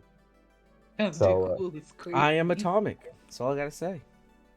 Yeah, but like I said, he is OP as fuck, and it's just funny because everything that happens is just him doing shit on a whim, but trying to make it sound cool and mysterious. And it's a fun one, just because you can see that. I think I can guess your last isekai. If it's an isekai, I think I can guess it. It's not an isekai. Oh, I can't guess it. But if I was going to make it an isekai, what would you be? No Game, No Life. That would be a fun one. But like I said, I've bounced around on this list because it's not well organized. I didn't know how to attack this. But I'm actually just going to do 2 last ones. I promise. That's it. We're going to go Heaven. Reviews. I know. We're going to go Heaven's Lost Property, right? Heaven's Lost Property is... I've seen that. I know I have. A kid stumbles upon... Essentially, he calls it an angel because it's a girl with wings, lands out in the field, and this girl has the ability to basically be like his fairy godparents. She's basically Wanda, Cosmos, same difference, but not. And she can make things happen, like make his wishes come true. But he's also like a really horny kid. Like he's a hornball kid. This is kind of a fan service anime, but it's funny because a lot of this show is shot in chibi. If you don't know what chibi is, it means small. And it's if you're ever watching an anime and the characters get like real cute and adorable and tiny versions of themselves, that's chibi. And so a lot of this happens through chibi. And the main character, most of the show, he is in chibi form. Like granted, he is a small kid in stature, but most of the time he's in his little chibi form and everyone else is normal. There's a lot of wacky shenanigans that happen here. It's like Fairly Odd Parents. When you Google it, right? Yeah. And you go like to images to like look at it. There are 4 images like in the first Google that are blurred out. Not on mine. You got that adult Google going for you. It's because the angels, when they first come down, don't have much clothing on. I can tell you that. No, I believe there are some nude scenes. Not this nude, but image may contain explicit content. Yeah, I ain't got that. So yeah, I don't have that. Their angel suits are very akin to bathing suits in a sense. That's their battle armor. You learn the intricacies of them. They might seem like angels, and they do have the ability to make crazy things happen, but they're actually weapons of some god, and they're slaves. There's a whole tale to it. I'll say this about this one, right? Be quick. Like I said, she can make things happen like Cosmo and Wanda. One time he wanted to make girls' underwears fly away when he like shoots at them or something. And so like their underwear grows wings and they fly off. And the running gag throughout the whole show is these underwear are now like a migratory bird group that are like flying south in the winter and coming back. That's literally episode 1. Yeah. And like they don't sprout wings, like the edges of them just do this now and they just flap around. In like random episodes, you'll just see them flapping, just coming through. Yeah, he even made a mech robot out of underwear that shot panties. One time he said something jokingly, and the angel used her powers and made everyone else disappear except for him. He said that jokingly, but it was very sad. I have a question because you guys were teenage boys once. No, I never wanted someone's panties. That's a Japanese thing. I was gonna say, do teenage boys really want like girls' panties? That's a Japanese thing. There's things. So that's a gag in like I guess the Japanese culture of comedy. I don't know exactly where it comes from. I assume it's from some form of perversion. However, I do know like over there are like vending machines for underwear. Like you can buy used underwear in a machine. They do a good job of keeping the horny pretty tamed, in my opinion. However, like it's the running gag like the nosebleed thing, which is like because of the higher altitudes there, some people when they get erections they get nosebleeds because the blood pressure increase. So that's where that running gag comes from. So if you didn't know why people get nosebleeds in anime, it's supposed to symbolize an erection. Yeah, I taught Chris about that early on. I was like, there's some like anime, like cultural things that are gonna happen. Let me explain them to you right now, so that when they happen, it doesn't throw you off. Chi chi chi chi oh pie, boing boing. That's from Bo. No, Zach Bell. Yes. Okay, so that's Heaven's Lost Prophecy. Yes, there's fan service, but there is real romance. There is a real sci-fi aspect because there's technology involved, supernatural, but it is also a slice of life of people in his town, and there's a harem, of course. We love those. But I think it's a good watch. Like, it's got a 4.4 on Crunchyroll, just so you know. Yeah, fan service aside, it's a good watch. And the last one I'm gonna say, it's not really a good rated show, but I think it's a hilarious concept. It's called Bento, as in a bento box. So And you what just had to Bento? mention it. I had to mention it because it's. And then guess what I fucking typed? What? Dyslexia strikes again. I don't even know, but I know it's stupid. Not bento. I typed my name because when those letters go together, that's just some fingers do. Okay, so Bento is about if you only beginning, it's about a high school kid. For some reason, him liking Sega games is relevant. But basically, he enters the grocery store one day to buy dinner. Like, he's a broke high school student, so he's gonna go to the discount section, and they have bentos in the grocery stores, and after a certain time, they go on sale, so they're cheaper. So he goes in to buy one, and as he's about to grab one, he loses consciousness, and he wakes up, and there are like lots of people fighting over these discounted bentos.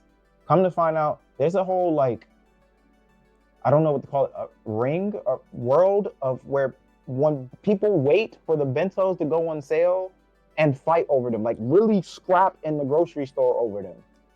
And it's like there's organized things, like there's rules and engagement, there's groups involved, there's like a hierarchy of system, there's people that are known by like names because of how they fight and who they fight. It's an insanely dumb concept, but it's so entertaining because this kid that went into the grocery store to buy dinner is now wrapped up in the world of organized food fighting, literally, in grocery stores. Picasso, I like it. So if you've ever seen Konichi, it's that kind of come up of like some kid that's not really a fighter trying to become a better fighter. And of course, there's a girl to show him the way, and she's like a really dope fighter. And yeah, it's just funny. That's the concept, because I'm pretty sure this came out of something true. People will die. I'm pretty sure people fight in those stores all the time because when those sales happen, that's pretty fucking funny, actually. And they wait for the guy to come out with the stickers and put the stickers on. You have to wait for him to go back. Like, he has to go back behind the store before you he has to be out the way before they get started and fight over. That makes sense. Don't pull him into y'all shenanigans. Yeah.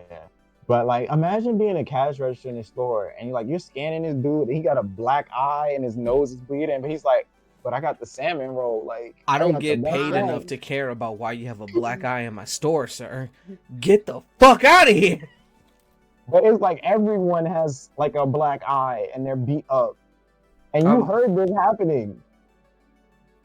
So, yeah. I see a video. I just see people boxing. Like, it's hilarious. That's crazy. I'm gonna have to check that one out. Like I said, I'm about all the action right now. Yeah, that's good action. So we're gonna jump right into album reviews because we've been talking for a while about Heath's list. Heath, thank you for sharing us your weird and nerdy list. We loved it. However, it's time to get into album reviews. As you all know, perfect timing. As you all know, in the past 3 weeks, 3 new albums have come out now. We're going to review 2 of them at this moment. The 2 are Chromacopia and Meg Part 2. However, in that same, technically 4 albums, in that time, Doechii also released an album. We didn't talk about that, but I kind of want to because she's up and coming and a lot of people have been talking about it. But also, that boy K-Dot dropped his album. Ooh-wee. I've already listened to it. Am I going to listen to it again? Yeah, oh yeah. He was like, "You're not a real K Dot fan because you waited almost 24 hours to listen to it." I'm like, "God damn! I waited 2 weeks to listen to Chromacopia, and I am a Tyler fan." I've had conversations with Greg, and it's like, yeah, you're into it, like you're interested, but you're not like. I'm not a diehard Kendrick fan by no means. I'm not ripping over my shirt and it says K Dot or Kung Fu Kenny on my shit. That's not what's happening here. I like him. And listening to this album made me realize that, but that's not what we're talking about this week. That'll be next week. This week is Chromacopia and Meg Act 2, right? We had plenty of time to get through this. Diva is finally listened. For one of them. Huh? Meg Part 2 came out a month ago to date. Damn!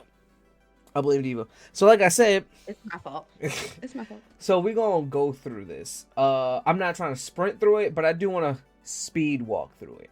So as you know, we graded on a scorecard of 1 to 5. Those values being 1, trash, 2, meh, 3, this is cool for real, 4, I like it, and 5, perfect, or I loved it. And the categories of the scorecard are the length of the album, the lyrics, the beats, the vibes, the production, and the cohesion. There's a multiplier for if this was a album for you. If it gets that multiplier, that means that you would normally listen to this music. This isn't an artist you listen to. You're only listening to it because the pod, etc., etc. All right? Or this music is completely not made for you. That being said, let's get into the review. Chromacopia goes first. I would like to preposition this entire review by saying, I listen to too much music, and Kendrick dropped an album, and it's been on repeat since it came out 2 days ago or 3 days ago. It came out Friday. Yeah. So please bear with me when I try to remember these other songs, because all I know right now. That's why you write it down. All I know right now is Mustard. Mustard! We're not there yet. We're gonna listen to that. I'm just saying. I don't remember most of these pieces. Continue. I'm sorry. But yeah. All right. So let's go through it. This album. Let me pull it up actually before I start getting into it, just so I can have the exact number of songs and runtime. I believe the album was 13 songs in totality. 14 songs in totality, and it's about a 40-minute runtime, 53-minute runtime, which is not a long album. So length of the album for me, I gave it a 5. It's completely palatable. I can listen to it on a short drive. If I like a song and want to hear it again, I can do that. I liked the runtime, period, point blank. It was very good. I liked it a lot. Diva? It was too long for me. Really? Yes. I'm gonna scroll down. I swear to God, if you put Meg at a higher number, you need to drop that right the fuck now. No, I don't. I said it was too long for me. Your opinion's invalid. No, I'm kidding. Continue. Is that just too long? What is it lengthwise? Is it time wise? I don't. Let me preface everything by saying this album is not for me. Is it a good album? Yes. I think it's a really good album actually, but it is not for me. It's not something I would listen to in my free time. I think there's only like 2 songs that I would listen to just on my own. So let's start there. So I like listening to it and having to listen to it multiple times so that I can do a rating was a chore. So yes, it was too long for me. Okay. Heath? Chromacopia, right? Yep. Yeah. I thought it was a good length. I loved it. I love the length. I love the length. I love the length. All right, lyrics. I love length more. So for me, I gave lyrics a 5. I'm gonna preface this by saying I don't really have to talk much about the scores. I gave it a perfect score. I loved it through and through. And I can explain why. The lyrics, I really liked it. It's Tyler. Tyler has wordplay. Tyler just raps. Tyler says what he feels. I like that. And listening to this album, it wasn't all, droppable bars. Oh my God, best bar of all time. A lot of it was cool little clever lines. Like one bar I like corny shit. So he says like biscuit ass niggas, so I had to get my jiffy up. I like that. That's a cool little play on words. Cool. And then like the rest of that bar was all play on words actually. I can't remember all the bits and pieces of it, but that was all play on words. I really like that. And then a lot of the other parts, after I listened to it a couple times and also heard other people's breakdowns of it, because I'm not the biggest music buff, like Jane, where he's talking about a person, but he's also talking about a clinic in New York. Like, That shit's kind of crazy. Stuff like that was like interesting, and I really like that. As well as him just being open and honest about him and his life. I agree. I think lyrically he does very well. I gave it a 3. And I gave it a 3, I guess, because I hate to say this, 'cause it makes me sound so mean. And like, I didn't like the album, but I did like, I didn't like it, but it's not bad. It's not, 3. it's This was actually cool really for good. real. That's exactly Yeah. how you feel. This was And cool. I gave it a 3. Yeah, I gave it a 3. It's cool for it's like more so like, and like I don't want to say I didn't care what he was talking about, but like because I didn't care what he was talking about, even though he was doing it well, it was just like I was like, cool bar, great job, you. I feel you. And I didn't like some of the like not the interludes, but like the speeches from his mom. And not that I didn't like them. I think I like the ones towards the end. I didn't like it so much as in the beginning of the album. But so, and I was trying to figure out where in my score I could put that I didn't like that thing. Okay. I put it there. So that's why the lyrics took a hit. Okay. Heat. I mean, I like Tyler's lyrically. Just how he opens up on Chromacopia, and he's just kind of like the things he's whispering in the background while he's talking are actual like sustenance. Like I think he was talking about like his upbringing and stuff, but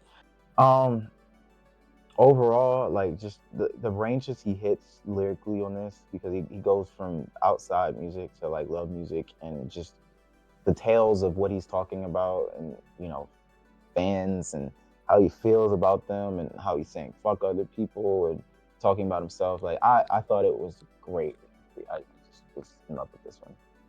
All right. Beats. Like I said, everything got a perfect score for me. I think that the beats for Tyler are really good. Like if anybody else tried to do this, I would think it almost sounds like noise.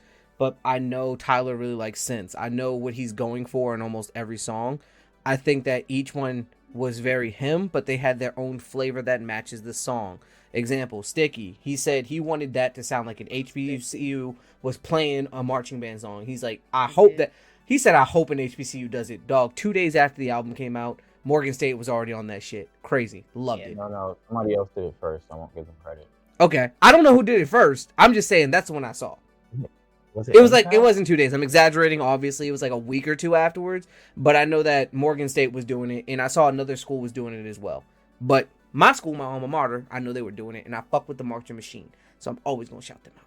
But if someone else did it first, I appreciate it if you pull it up. But just in terms of that, everything felt like it had its own...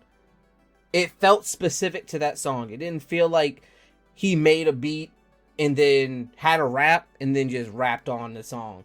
It felt like he had a rap and he made a beat for that song. I gave it a 3. Again, just cool for me because, like you said, it does go with the song. I just don't.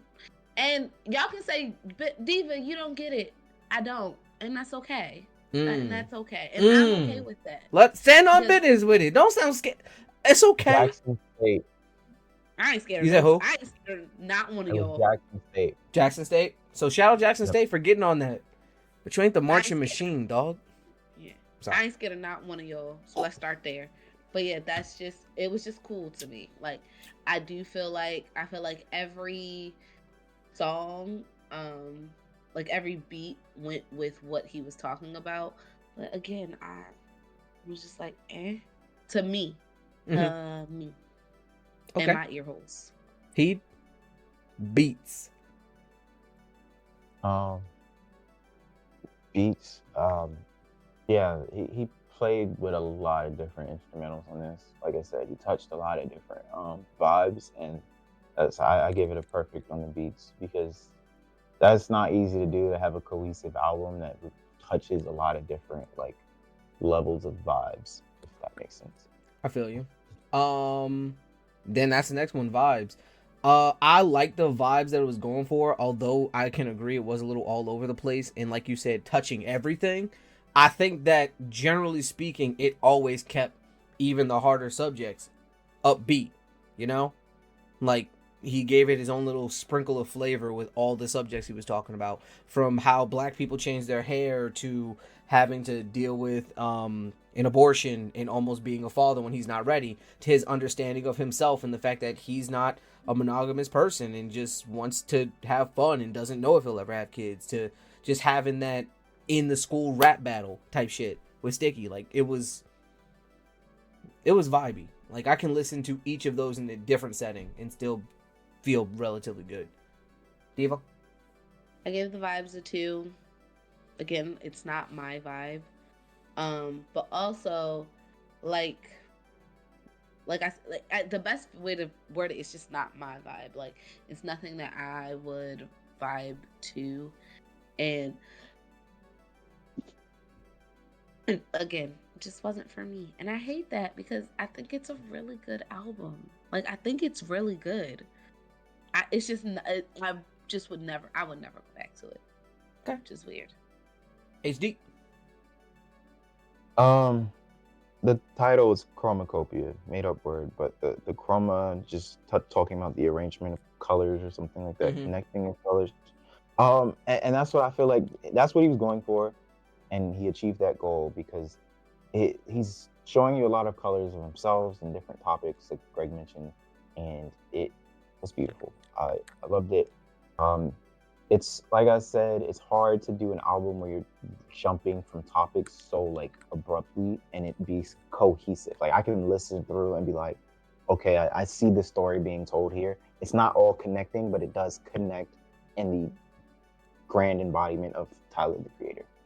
Okay. Production. I think the production value was high on this. I think this is something he sat with for a long time. I think that this was a labor of love for him. Even like the concert that he had 2 days after it came out at Camp Flogna, where he said like he said I had to wear a mask making this, and had the picture of me wearing a mask because he's like I felt like I couldn't just say this shit as me. I felt like I had to say the shit as a different person to be able to get it out, and like it just shows that like it was a labor of love to me. Like he really did his shit with this. Diva. That's why I gave production a 5 because like I think it goes back to a lot what you said, like with the beats and the songs, like everything went, I hate to say everything went together, but everything went together. Like it, for every song, it was fully thought through. It was complete. There were no, oh, we could have, maybe if he'd have did this, or like, yeah, that was cool, but like if he'd have did this or whatever. It felt like the work was, you could feel the work that was put in, and you could feel the vulnerability of the art. So yeah. Okay. Heat. There's not much else to say. The production value was amazing, and I love the effort he put into it. All right. Cohesion, last score settling area. I think it was cohesive in the sense of like he said it, chromacopia. You're supposed to be going through all these colors, all these ranges, and I think he did that very well. I think he did a good job of going through things without making me feel sad. Like the whole thing felt like it didn't drop below a 6 on the hype scale, but like it didn't really exceed a solid 8 either. Like we stayed in a good range, but was all over the place on the outside versus inside with the light scale. Like I really like that we were able to keep a solid positive pace but hit so many topics. I think it was very cohesive. Actually, on my first listen, I like, you know, when you feel like you should be done something and you're like, damn, it's still going. I actually just because you know Spotify, when if you have it on like the playthrough, it just pulls another song from that artist or in that genre. I was like, this doesn't, like it. The song that they pulled, it just didn't sound right, for lack of better words. It didn't sound like everything else that I had been hearing, and I was like, oh, because you're done, you finished, and you gotta start over. So I like really did feel like it was cohesive, but I gave it a 4 because of some of the stuff that he was saying. And again, we do all of the voting and numbering and stuff before this guy, so but I feel similar to what he was saying because it was so many different topics of things. sometimes it felt not jarring. Like they obviously were connected because people are complex and they go through all of these things, but they were just sometimes a little, just a little, very little, because the way he pulled it all together worked. But there, I could feel sometimes the disconnect. But yeah, I think he did a great job. Okay. He. I mean, that's pretty much what I say. I didn't give it a perfect score just because um, some of these things could have been dragged out into their own albums or EPs, honestly. But like I said, there were no skips, but there were some songs that were slower. Like I wouldn't listen to in the same setting as other songs, and that's why I don't feel like the cohesion's all the way there. But like, I see the vision. I just didn't enjoy it to the point where I was like, I love it. I'm playing this through all the time. Okay, I could give it a 4 for that reason. I won't, but I could. Because there were some songs where it's like, I don't feel like hearing this now. But there are some songs I've had in constant replay.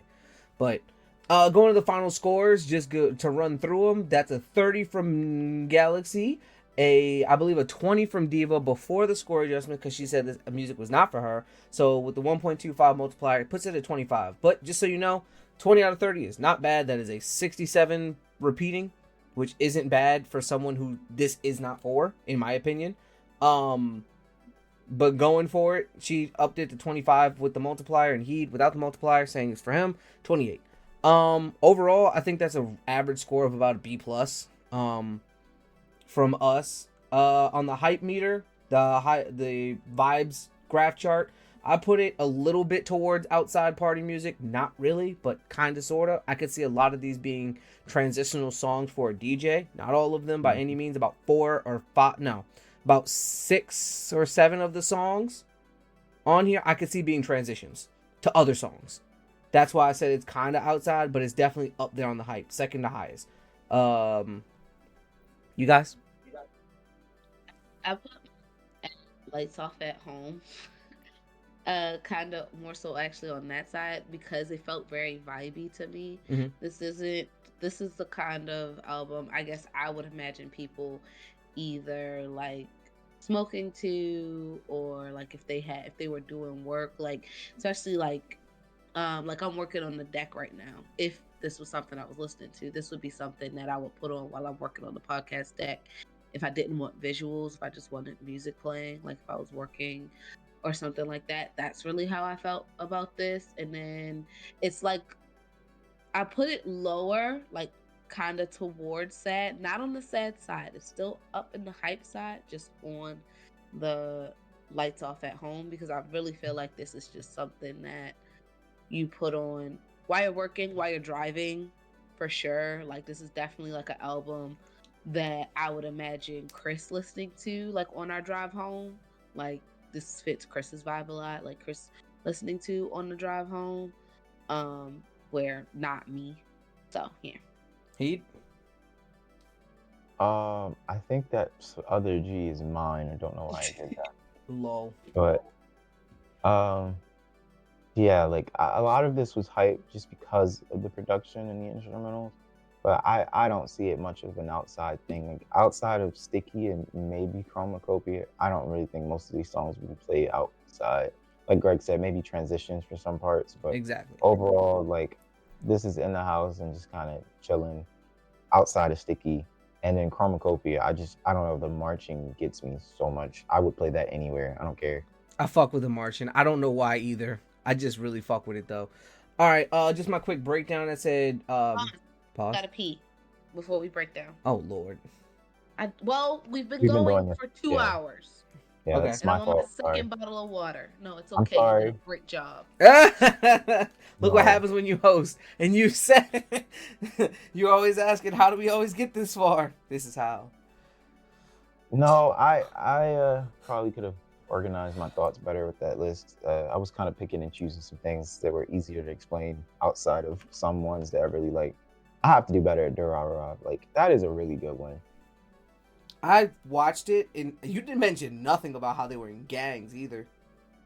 Well, I wasn't trying to spoil it because, you know, they each were the leader of a different gang, and you don't find that out until the end. Yeah. The Silver Dollars. What was it? Silver Dollars.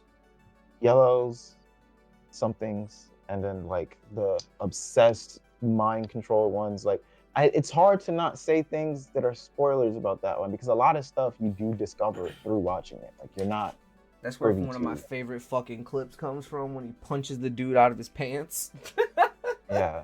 And you know, like his backstory is insane because it's like he has superhuman strength that his body couldn't hold, so he kept breaking his bones. Mm-hmm. Like he got mad at his brother when he was a kid and he picked up the fucking fridge to throw it at him. But in the moment of realizing he picked up the fridge, he dropped it on himself. And so over the years, like he just kept developing like stronger bones and stuff because he was, you know, if you keep breaking them. There's a manhwa about that. Like everyone gets powers, and the guy's powers like super regeneration, and like this kid who's an elite kills his mom by like encasing her in diamonds. She suffocates to death, and then he does the same to him, and they bury him alive. And like they're speaking at their school's thing a few years later about it's so sad, but the whole time he just kept punching the diamonds. He would suffocate and then come back to life, and suffocate and then come back to life. I've seen this on my shorts. I was like, Jesus Christ, that's metal. I mean, that happened in 2 Year Eternity. The people that saw him as a demon, they finally caught him and they entrapped him in the what is it, the iron bowl? Boiling iron. Yeah. Yeah. Something equivalent to the iron bowl. Yeah, and they were gonna burn him in, and he kept like, what is it? He kept dying and coming to life, and like he was like moving, and then like, did we get him? And then he got out. So because the one thing that God is useful for in the show, the context of the show, is he explains things to us as the viewer. So it's like, yeah, they entrapped Fushi in this basically the iron bowl, and he was burning to death repeatedly, and he was burning to death so fast that his consciousness could not form. For like 100 lives, he kept dying before he could even realize what's happening. He's just dying. So eventually, like, he started getting enough of his consciousness to adjust a little bit until eventually he, he felt a sensation from the boiling iron as he could become the boiling iron, or at least produce it. So then he, like you said, he produced a little hole to escape, and then they were like, is he dead? And it's like the hollowed out version of him, like Han Solo, and they were like, all right, we got him. And then he lived like undercover for like 100 years so nobody could find him. Shit, wouldn't you? I'd be sick and tired of you humans. Or did he escape? I don't know. This is told like in chunks through like every 500 years.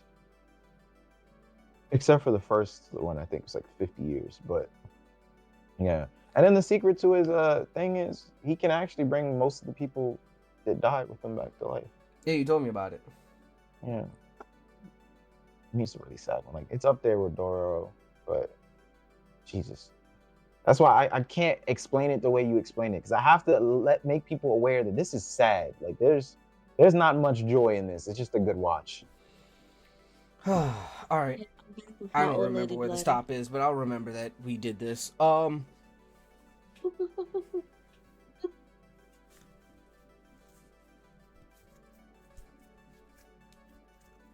right.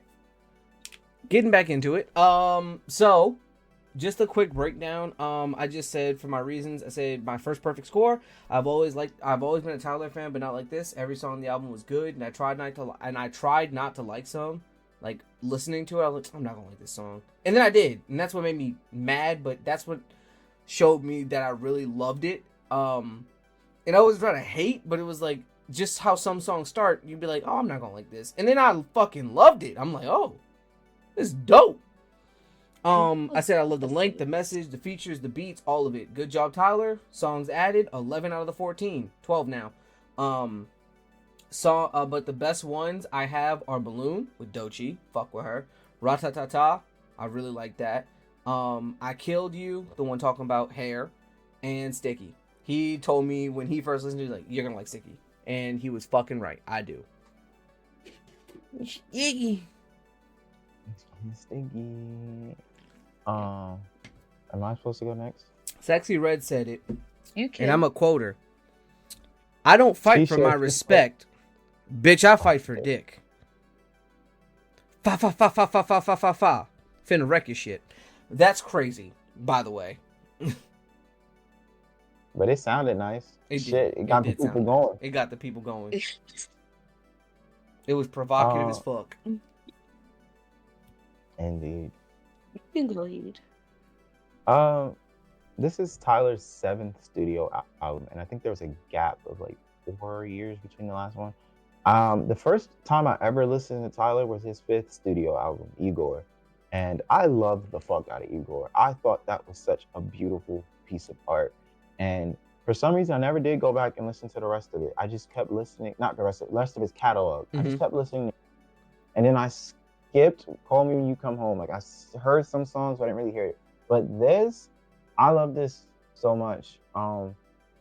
I think like these are the albums that make me say I need to go check out the rest of Tyler, because as a person, I love the things Tyler says, the way he moves and how he acts. He's very much an entertainer. He is a creator, and I love it.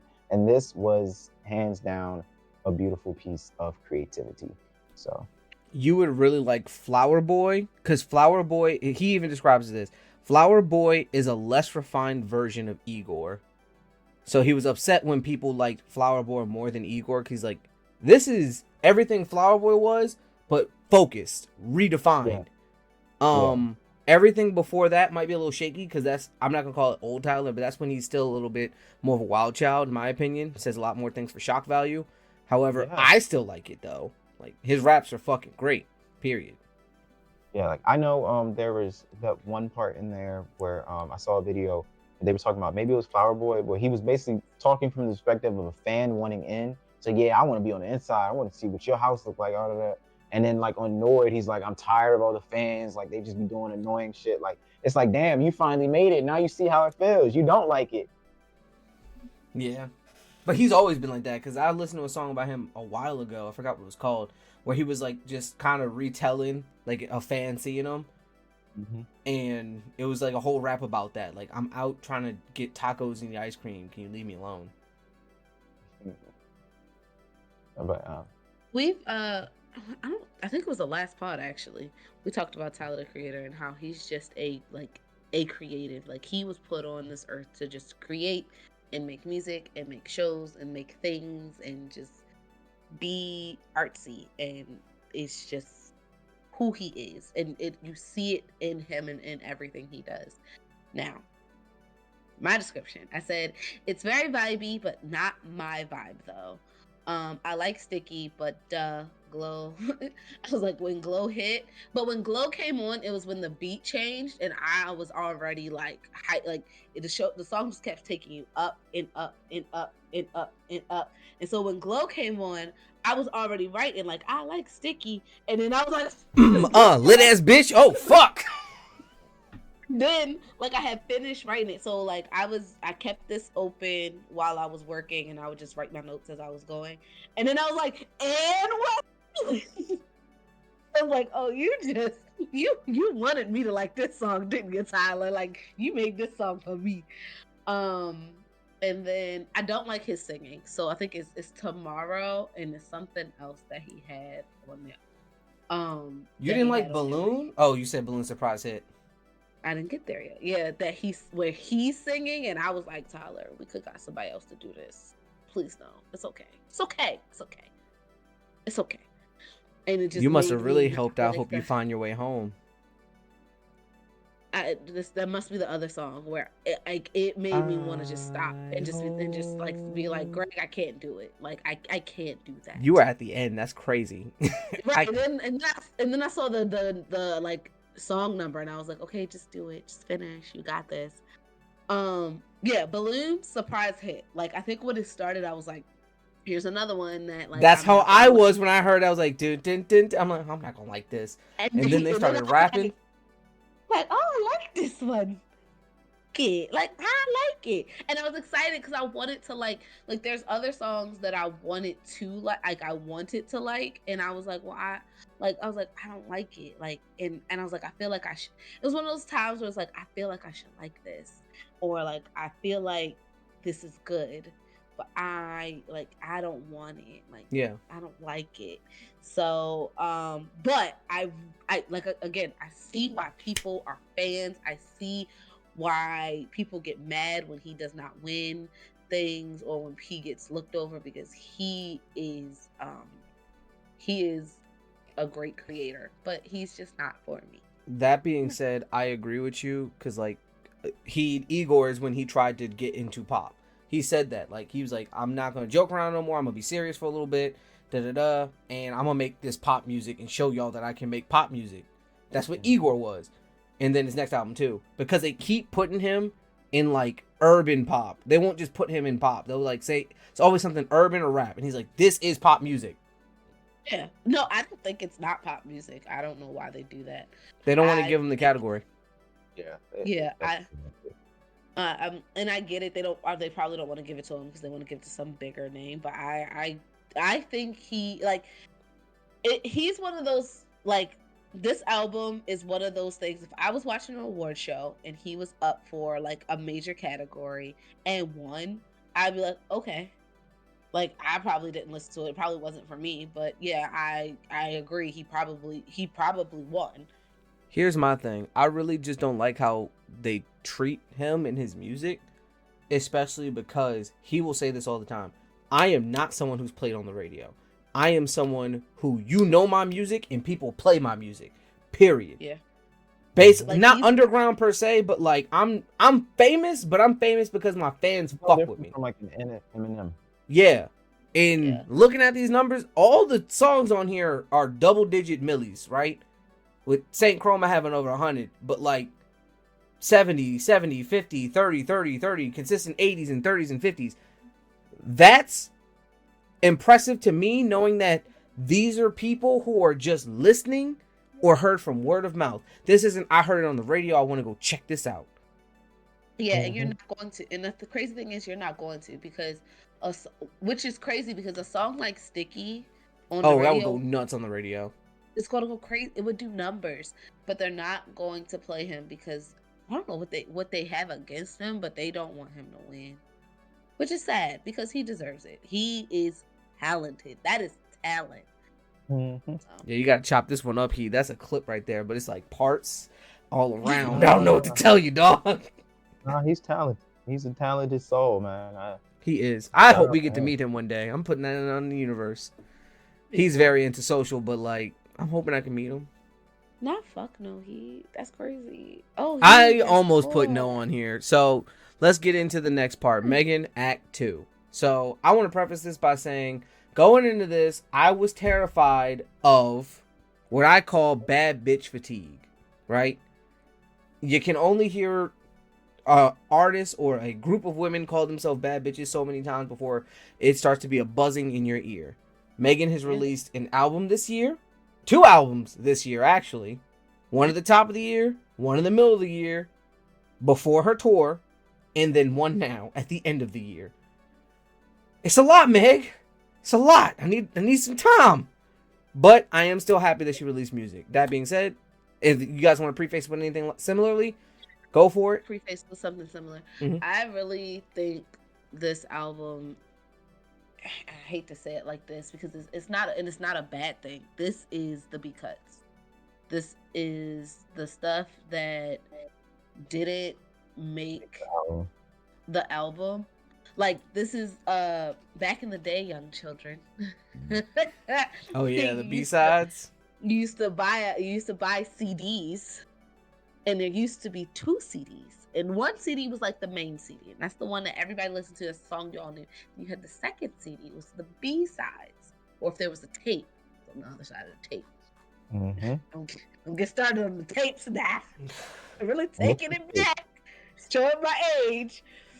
But those B-sides were they were good songs, but they were songs that people knew that just weren't gonna, just weren't gonna go anywhere. They were for the fans. They were for your base. Those were the songs that were for your base. And I feel like that's what this was. Well, not even was. That's what this is. Like, it's the B-sides with a sprinkling of A-sides, because I actually even said in my notes, I don't count 5 of these songs. 5 of these songs are on other albums, and we have already heard it's more than 5. Well, I mean, the number, if you look at the numbering, it restarts at the like 14. 13, yeah. But even in the part 2, I counted. So Diva, I'll let you actually lead this one because you're already starting to get into the length section. All right, so length, I gave it a 2 because it's so fucking long. Even though some 31 songs to be exact. Put that in 31 half. songs. You said cut that Why in we half. Yeah, cutting it because in it's something that they do on Apple Music a lot. Like literally, the numbering is you see that they took the last thing they released, put more songs on top, and then just re-released the whole Oh thing. no, I counted. It's 13 and 18. It's 31. Yeah, but I don't count that as all this because it's no different if she just released that project and then say, hey, go listen to my other album. So I wouldn't count that all Oh, as but one like thing. Diva said, yeah, it's about 5 or 6 songs. So like what, 26, 27? It's still a No, lot of songs. I'm saying literally looking at the count, the numbering restarts because it's the other album. No, that's what I'm saying. It's No. 13, and then there's another 18. 18. 1 Right. through Those 13, aren't the 1 through same 18. songs? They're No, not the Those aren't same those the are same all songs songs. different from the songs. album. They're all different songs Alright. except for the 5 that I'm Yeah. pretty sure it's 5. Like It's I'm 5 that are keeping them on in her track other album. that are Got just you. All right, well, mixed I'm in gonna shut there. up. But yeah, So it's let's say 26 songs, right? let's say 26 songs, but even 26 is a lot. Fuck ton. It's a lot of songs. Hour to and me. 22 minutes of listening. And like some of the songs are short. Like there are a couple, especially in that first 13 chunk, there are a lot of 2-minuters. But still, it was too long. It was too long. It was too much. I could have done without the extra 5. Like I already heard them. They're already on another album. They're already getting plays. Like we don't need these. So that's where I'm at length. I like it. Even for me, who is a I'm a stan. It was still too long. Sorry, at night I get stuffy and congesty. I don't know why, but it has been happening. Genetics. You can go. We'll go around, and I'll go last now. As you can tell from what I was just saying, I've never listened to a Meg album prior to this ever in my life, and I would like to preface this by saying I don't hate Meg. I don't dislike her. I root for her when she drops music and I see it do well. I'm like, yes, love that. But I personally don't care to listen to it. Like the popular song that might be out, I might hear it a couple times, especially when I go out. But I've never listened to a Meg album ever in my life prior to this. So I thought when I saw that number count, I thought those were the songs from the last album. I didn't go check because I didn't really care. Yeah, that's how I felt about when they made me listen to Hotels by Jasmine Sullivan. Jasmine Sullivan is not my kind of artist by any means of the stretch of the imagination. However, I'm a root for her. I'm a root for black female artists, especially black female artists. It's crazy about this episode. I feel the same way about Tyler the Creator. I'm never gonna go listen to him. Right. And if he does get a song that blows up, I'll know it and I'll listen to that. But I am rooting for him. 100%. I want him to win. And like that's why I said don't be not afraid, but don't feel bad for how you feel, your musical taste. And he understands it too. Like you can be the sweetest peach on the tree. Some people just don't like fucking peaches. That's all it is. Yeah. For me, the link fucking killed me. I was drudging through this. I listened to it twice, and each time it was like crawling through sand looking for water. I just wanted it to be over. That's not to say that it was bad. It was just long as fuck to hear. It's like really that bad bitch fatigue. You're gonna get it. It's unless you are the Meg stan, which some people were. Like there are some people that are like, oh my god, this is the best Meg release ever, and I'm like, I'm glad you feel that way. I don't think it was the best release ever. I really think it's a good B-side. Like it is a good collection of B-sides. I agree. It is a good collection of B-sides. Let's continue to lyrics. Yeah. I gave her a 5 on the lyrics. Because I think it's a good collection of B-sides. Megan can spit, and I think sometimes we forget that because a lot of her songs, like the songs that get played more often than not, are the like poppy songs, or the ones that get the replay value, the ones that have like a good chorus that can be repeated all over and over again. But this album reminded me, Meg is a lyricist. Like people don't, I think people don't think of that because she's also a female. But Meg can spit, and I was like, look at you spit, look at my bestie spitting. Meg talks a lot about in her raps how she can spit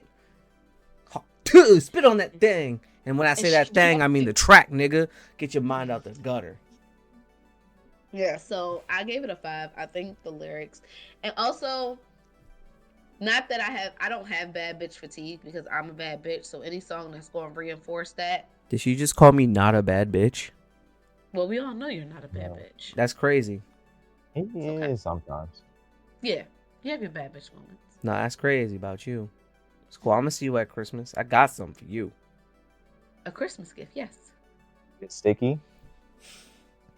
I hope not. Maybe if I like stick it up and throw a wrapper on that. Give you one of these. But yeah, I did give it a 5.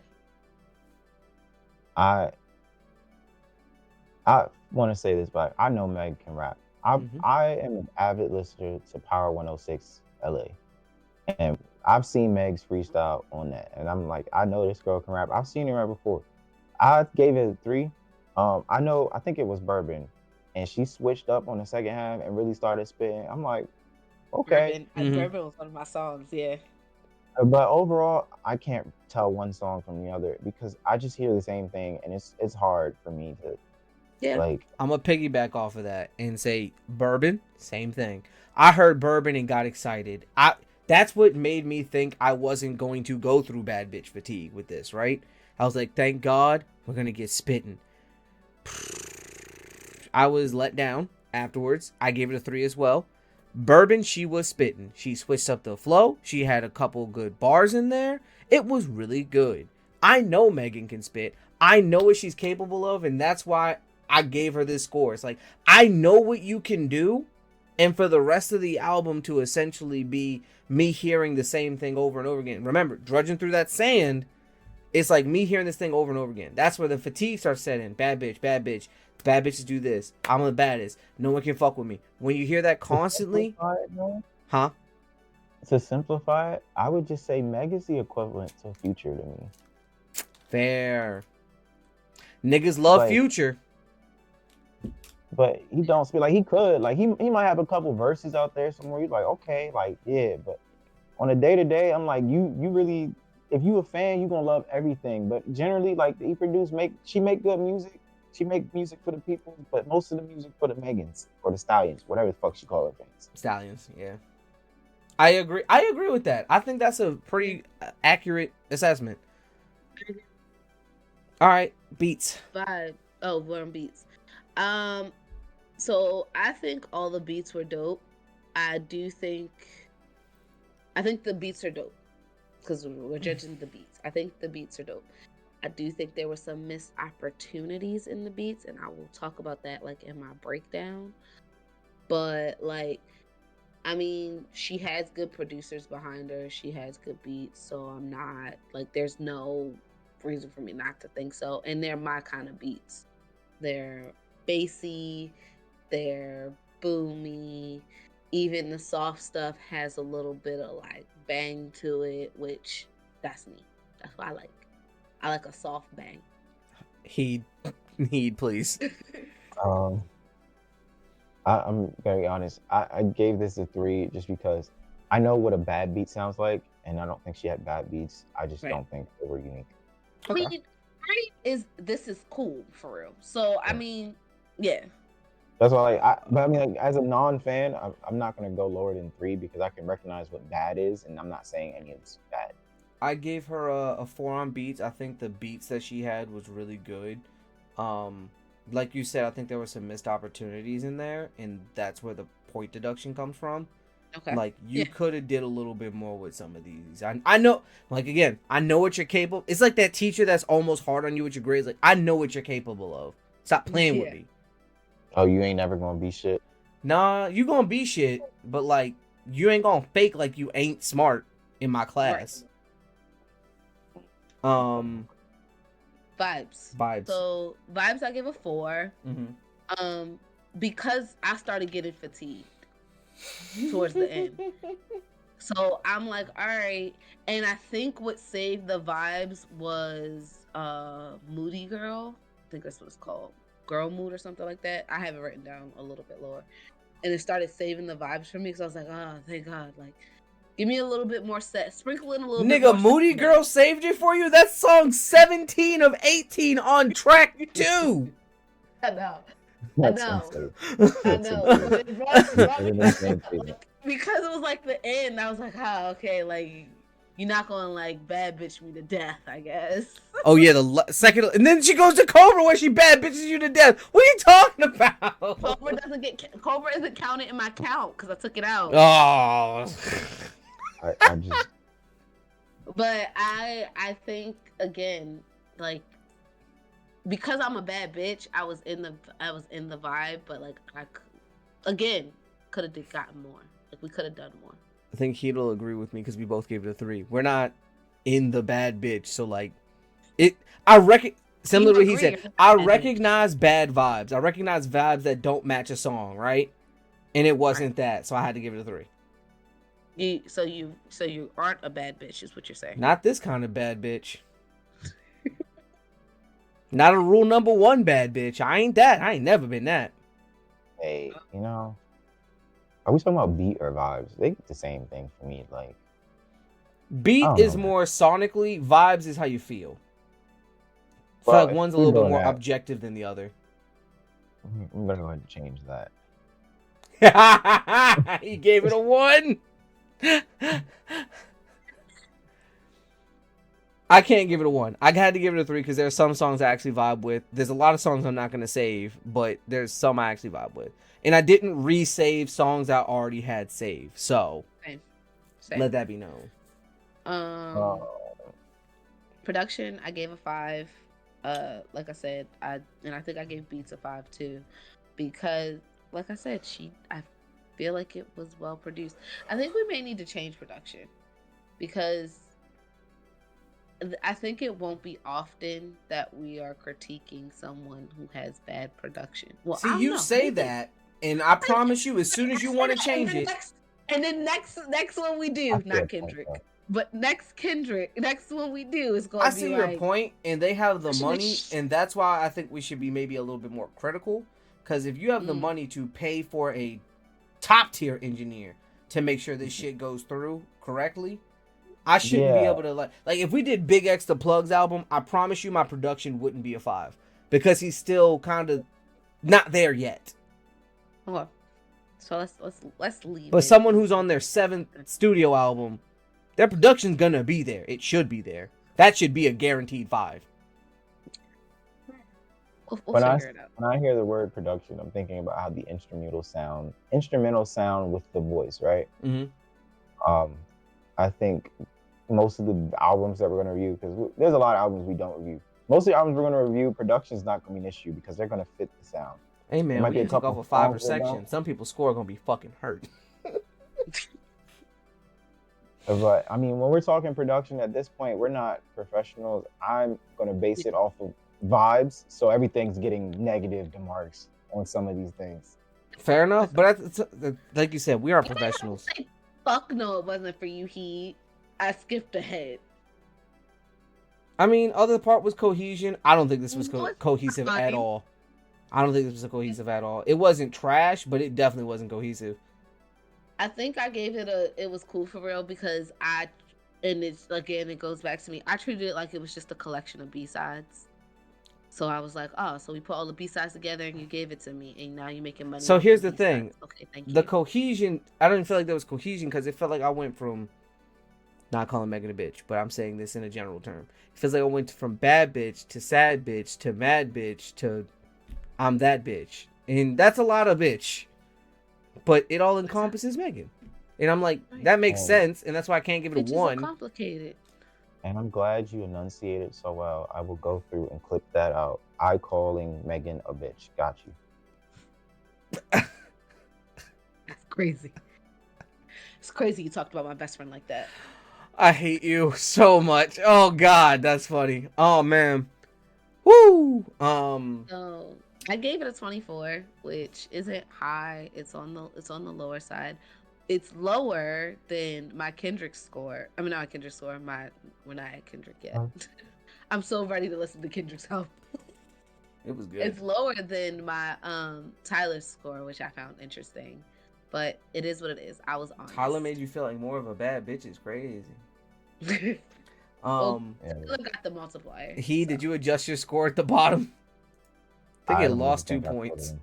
If I could, I would just give it a 5 as a total score. Damn. That is not. You can. It's your opinion. Right.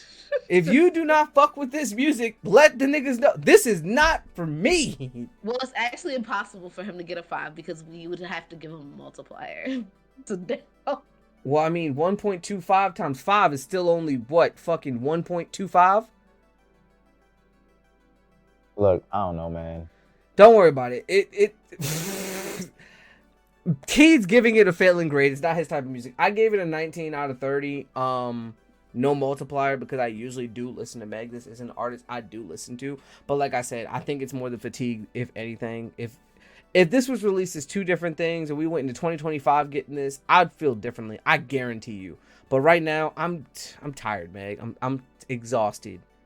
I know you can do better too. I would like to say that it doesn't make sense to me. I don't make sense to me. I love Glorilla. I love Glorilla's music. I do too. It doesn't make sense to me. I don't hate Meg's music. Most of the time I'm listening to music, I'm either running, walking, or doing something in the house. And her music's just not something I would listen to in any of those situations. So I hear her when I go out and I'm like in public and people are playing it. So I just don't like, it's no hate. Like I think it's good. I love that she's doing well. I just don't care for it. Like it was such a fight to get through this, and I honestly didn't make it all the way through. I was so unproductive trying to listen. Like she was too loud, so we didn't hear a thing of that. That's hilarious. I said that's not fair. I made it through Tyler's. Do better, Heat. Okay, that's different. That's 14 versus 30. That's also different. She had more than double. You had to listen to Tyler twice for him to listen to this almost once. I know. But that being said, I agree with you. This was a difficult one, and I didn't want it to. I fuck with Meg. I really do, and I'll always support her. But the thing is, it's like, damn, this was just one of those ones that was like, I'm a little exhausted getting through this. But yeah, my 19 out of 30 stands, and that's like a 60 odd some percent or something like that. 60 something percent. But where'd you guys land on the vibe chart? I put it barely above the line for sad, because she did go over a lot of topics that were kind of like mellow and not melodramatic, but mellow and dramatic. But she tried to be outsidey, in my opinion, in some of these songs. Put it above sad, but like mid hype, like low mid hype, but kind of towards the at home, and not so much as like at home with the lights off, and that's why I really didn't know where to put it. It's not outside party. Mm-hmm. It's very much like, this is what I would listen to while I was driving. Like when I'm driving home, this is what I'm going to listen to. This is the kind of stuff that I'm going to listen to. Or while I'm cleaning or while I'm studying, it's what's going to be in the background. It's going to be bad bitch, but not nothing that's going to make me twerk because I got to get done what I'm doing. Oh, okay. So I'm going to try and use a metaphor, because the way I interpreted this album for what I did hear of it, it's the equivalent of you two going to a party and they start playing a bunch of Shy Glizzy. Y'all do not give a fuck about DC music. Y'all don't care about DC niggas. But me and my folk, we get happy. That's our shit. And so the way I interpret this, I put it high on the hype scale and kind of outside, because I assume when a girl that likes Megan hear this, she's turned the fuck up. I assume that's what she would want it to be, so that's where I put it. Hype as fuck and kind of outside. I think I would be outside. That's okay. I love Heed's thing. He said, I listened like I was told. What more do you want? Good job. But you didn't listen like you were told, now did you? You didn't finish. Once you said you was sick and we skipped that week, I said I'm not doing the rest. I don't have a reason to. I don't have to rush it. I'm just not going to do it. That's funny. Would you like to do yours? Or you want me to do mine? For what? Oh, the end? I'll read through mine real quick. I said, generally speaking, I think I was worried I was going to experience bad bitch fatigue with this one. And I was right. With so much new music back to back from Meg, it all started to become white noise, hearing the same topics over and over again from the same person in the same way. That's not to say the album was bad. It just wasn't hitting for me like I would like it to. That being said, a lot of the songs were repeats of ones she's already released and added length to the album. I said I learned I really like alternative Meg, and I'll explain that a little in her other songs when she uses a wider range of beats and talks about different stuff. All those songs were the most refreshing. Like songs, I think I had like 4 out of 31. And that was Bourbon Freestyle, Bigger in Texas, Accent, and Fell in Love. And so I wrote Bourbon Slaps. It did. It did. I was like, Meg showing that she may be fun while she can still spit. I did like Number One Rule, which was I bet you did. I did, because it was very much like, it gave me like captions. Like that song will be the captions to all of my pictures. Best Friend is about me, if y'all didn't know. If y'all were wondering who she was talking about, it was me. I liked Figaro. I added that too. I told you me and her were linked. I told y'all she was my best friend. Best Friend is about me. So go listen back to me. I am her. Speed it up. Jesus Christ. TYG was a nice change of pace. Fell in Love is a vibe. It was giving very much like 90s rap, Little Kim back in the day, and that's why I really liked it. He Think I Love Him, missed opportunity from Meg to just go in and give, like, I mean, because I know all of the words to I Think I Love Her still, and it still goes hard in the club, and I feel like it was a missed opportunity. I like Figaro, Broke His Heart, BAS, Accent made me look up, and I love Gorilla. She said a bruising. I love her accent. But my favorite one was BOA, and Downstairs DJ is by far my favorite song on that album for so many reasons. 5 of the songs, like I said, don't count. They were all mentioned on other albums. Paper Together, I didn't like the UGK feature like I thought I would, because you think you put Texas and Texas together, it would go crazy, but it didn't. I didn't, like I said, no big bangers that we haven't heard yet, but I just think this album just shows, like, yeah, Meg's a real rapper. And all rappers have albums like this, I feel like. And I think this album will be, here's my future prediction. This album will be her cult classic.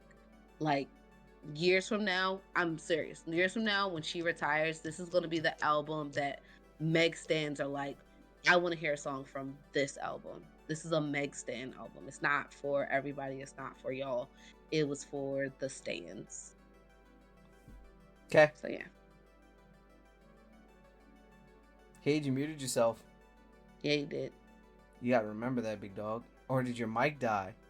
Your mic died. See, we've been podding too long. Whose fault is that, Miss Best Friend? Huh? Nope.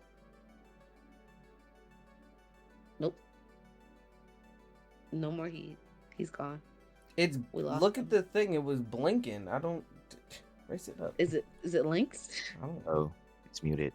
Thank you. I was trying to tell you. No, this one died. I pulled this out. It was muted while off. When I think about this album, I think about YoungBoy and the fact that he used to just drop random 20-song albums of just yelling. One of those is a cult classic to one of his fans. So, same mentality, Fair. I guess. He didn't write much in this section. Even Jay-Z has a cult classic of he has a B tape album that's like a cult classic, and I think it's gonna be like that for me. Well, I'm still rooting for her. That's our reviews. Yeah. We did it! We made it through the podcast. Yep. Show your ears so we can get out of here. I have work in the morning. On I'm top sorry, of guys. ears, I know I'm always the one who's talking about I got work in the morning. On top of my ears, I have two new mangas that I'm super excited about. So I have chapters 1 and 2 of Yakuza Fiance, which I have been thoroughly enjoying watching. Ugh, it is so good. And now I'm officially have the manga. And they're really pretty. Like the artwork on this. Especially like all the tattoos. Like anybody who has tattoos in this manga, they put a lot of work into them. Now, we're still in the villain series. This is going to be the last one for the villains because I'm not going to get the other Maleficent ears. They're kind of cool. It's like Mickey ears and a Maleficent dragon in the middle. But I did go get the Evil Queen ears just so I could finish out this saga.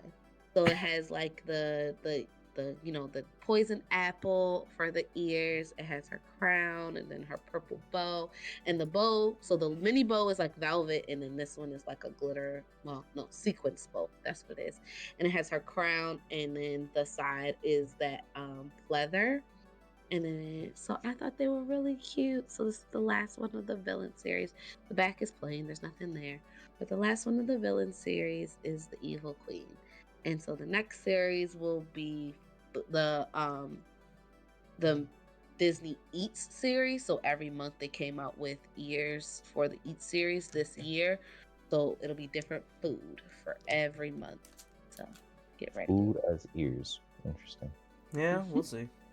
All right, well, that's the end of the episode. We're not doing weeks today because it's already been 2.5 hours. That being said, we are the Be More Nerdy Podcast. Be sure to follow us at Be More Nerdy on all platforms, including Twitter, soon to be Blue Sky, YouTube, Instagram, and TikTok. There we go. You can get most of your updates from us on Instagram or TikTok. That's where most of the things are from us. You can also follow me, your Blue host. Sky now.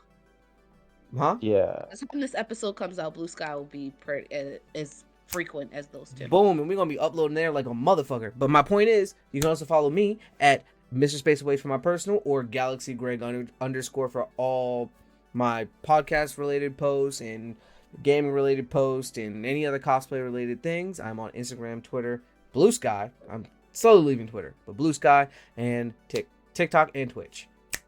Diva. What it is, little dummies. Please remember that on all these social medias, we want to hear from you. So comment, like, and follow us. We want to hear your guys' thoughts on episodes, on whatever topics we're talking about in the clips. So comment. We want to talk to you guys, and we like talking to you guys.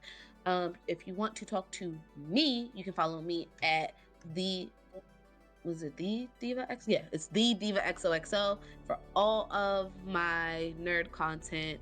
I'm talking ears, I'm talking parks, I'm talking anime, because I'm watching so much anime now. Like, I'm starting new anime like monthly, not weekly. I can't commit to that, but like every month, I think I've started a new anime this year. So, and I know look at Heath smiling because he's proud of me. He's so proud of me. I have not rewatched the anime in a while. So, ha ha ha. And then if you want to see my personal stuff, which no wedding stuff yet, the wedding stuff will start in the new year, but we'll be posting wedding content there at always_the_diva. Heat? I just wanted to say that why did we let our guest bring us out? He's supposed to be a guest. He shouldn't be saying all that stuff. I'll hit this button right now. Yeah, man.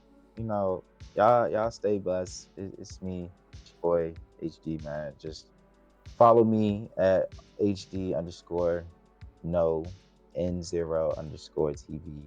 I am going to be super active on my cosplay and random stuff not pertaining to my main, which is honestly _heat. I forget sometimes.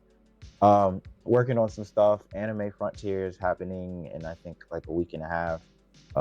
It's like the major anime convention here in Fort Worth, Dallas area. So it'll be fun working on some stuff. I'm actually making a gun right now. I've been painting this for half of this episode. But yeah, man, stay tuned. More to come. Great things. I'm trying to get into it heavy. All right, that being said, we are the Be More Nerdy Podcast. Remember to be more nerds. Peace.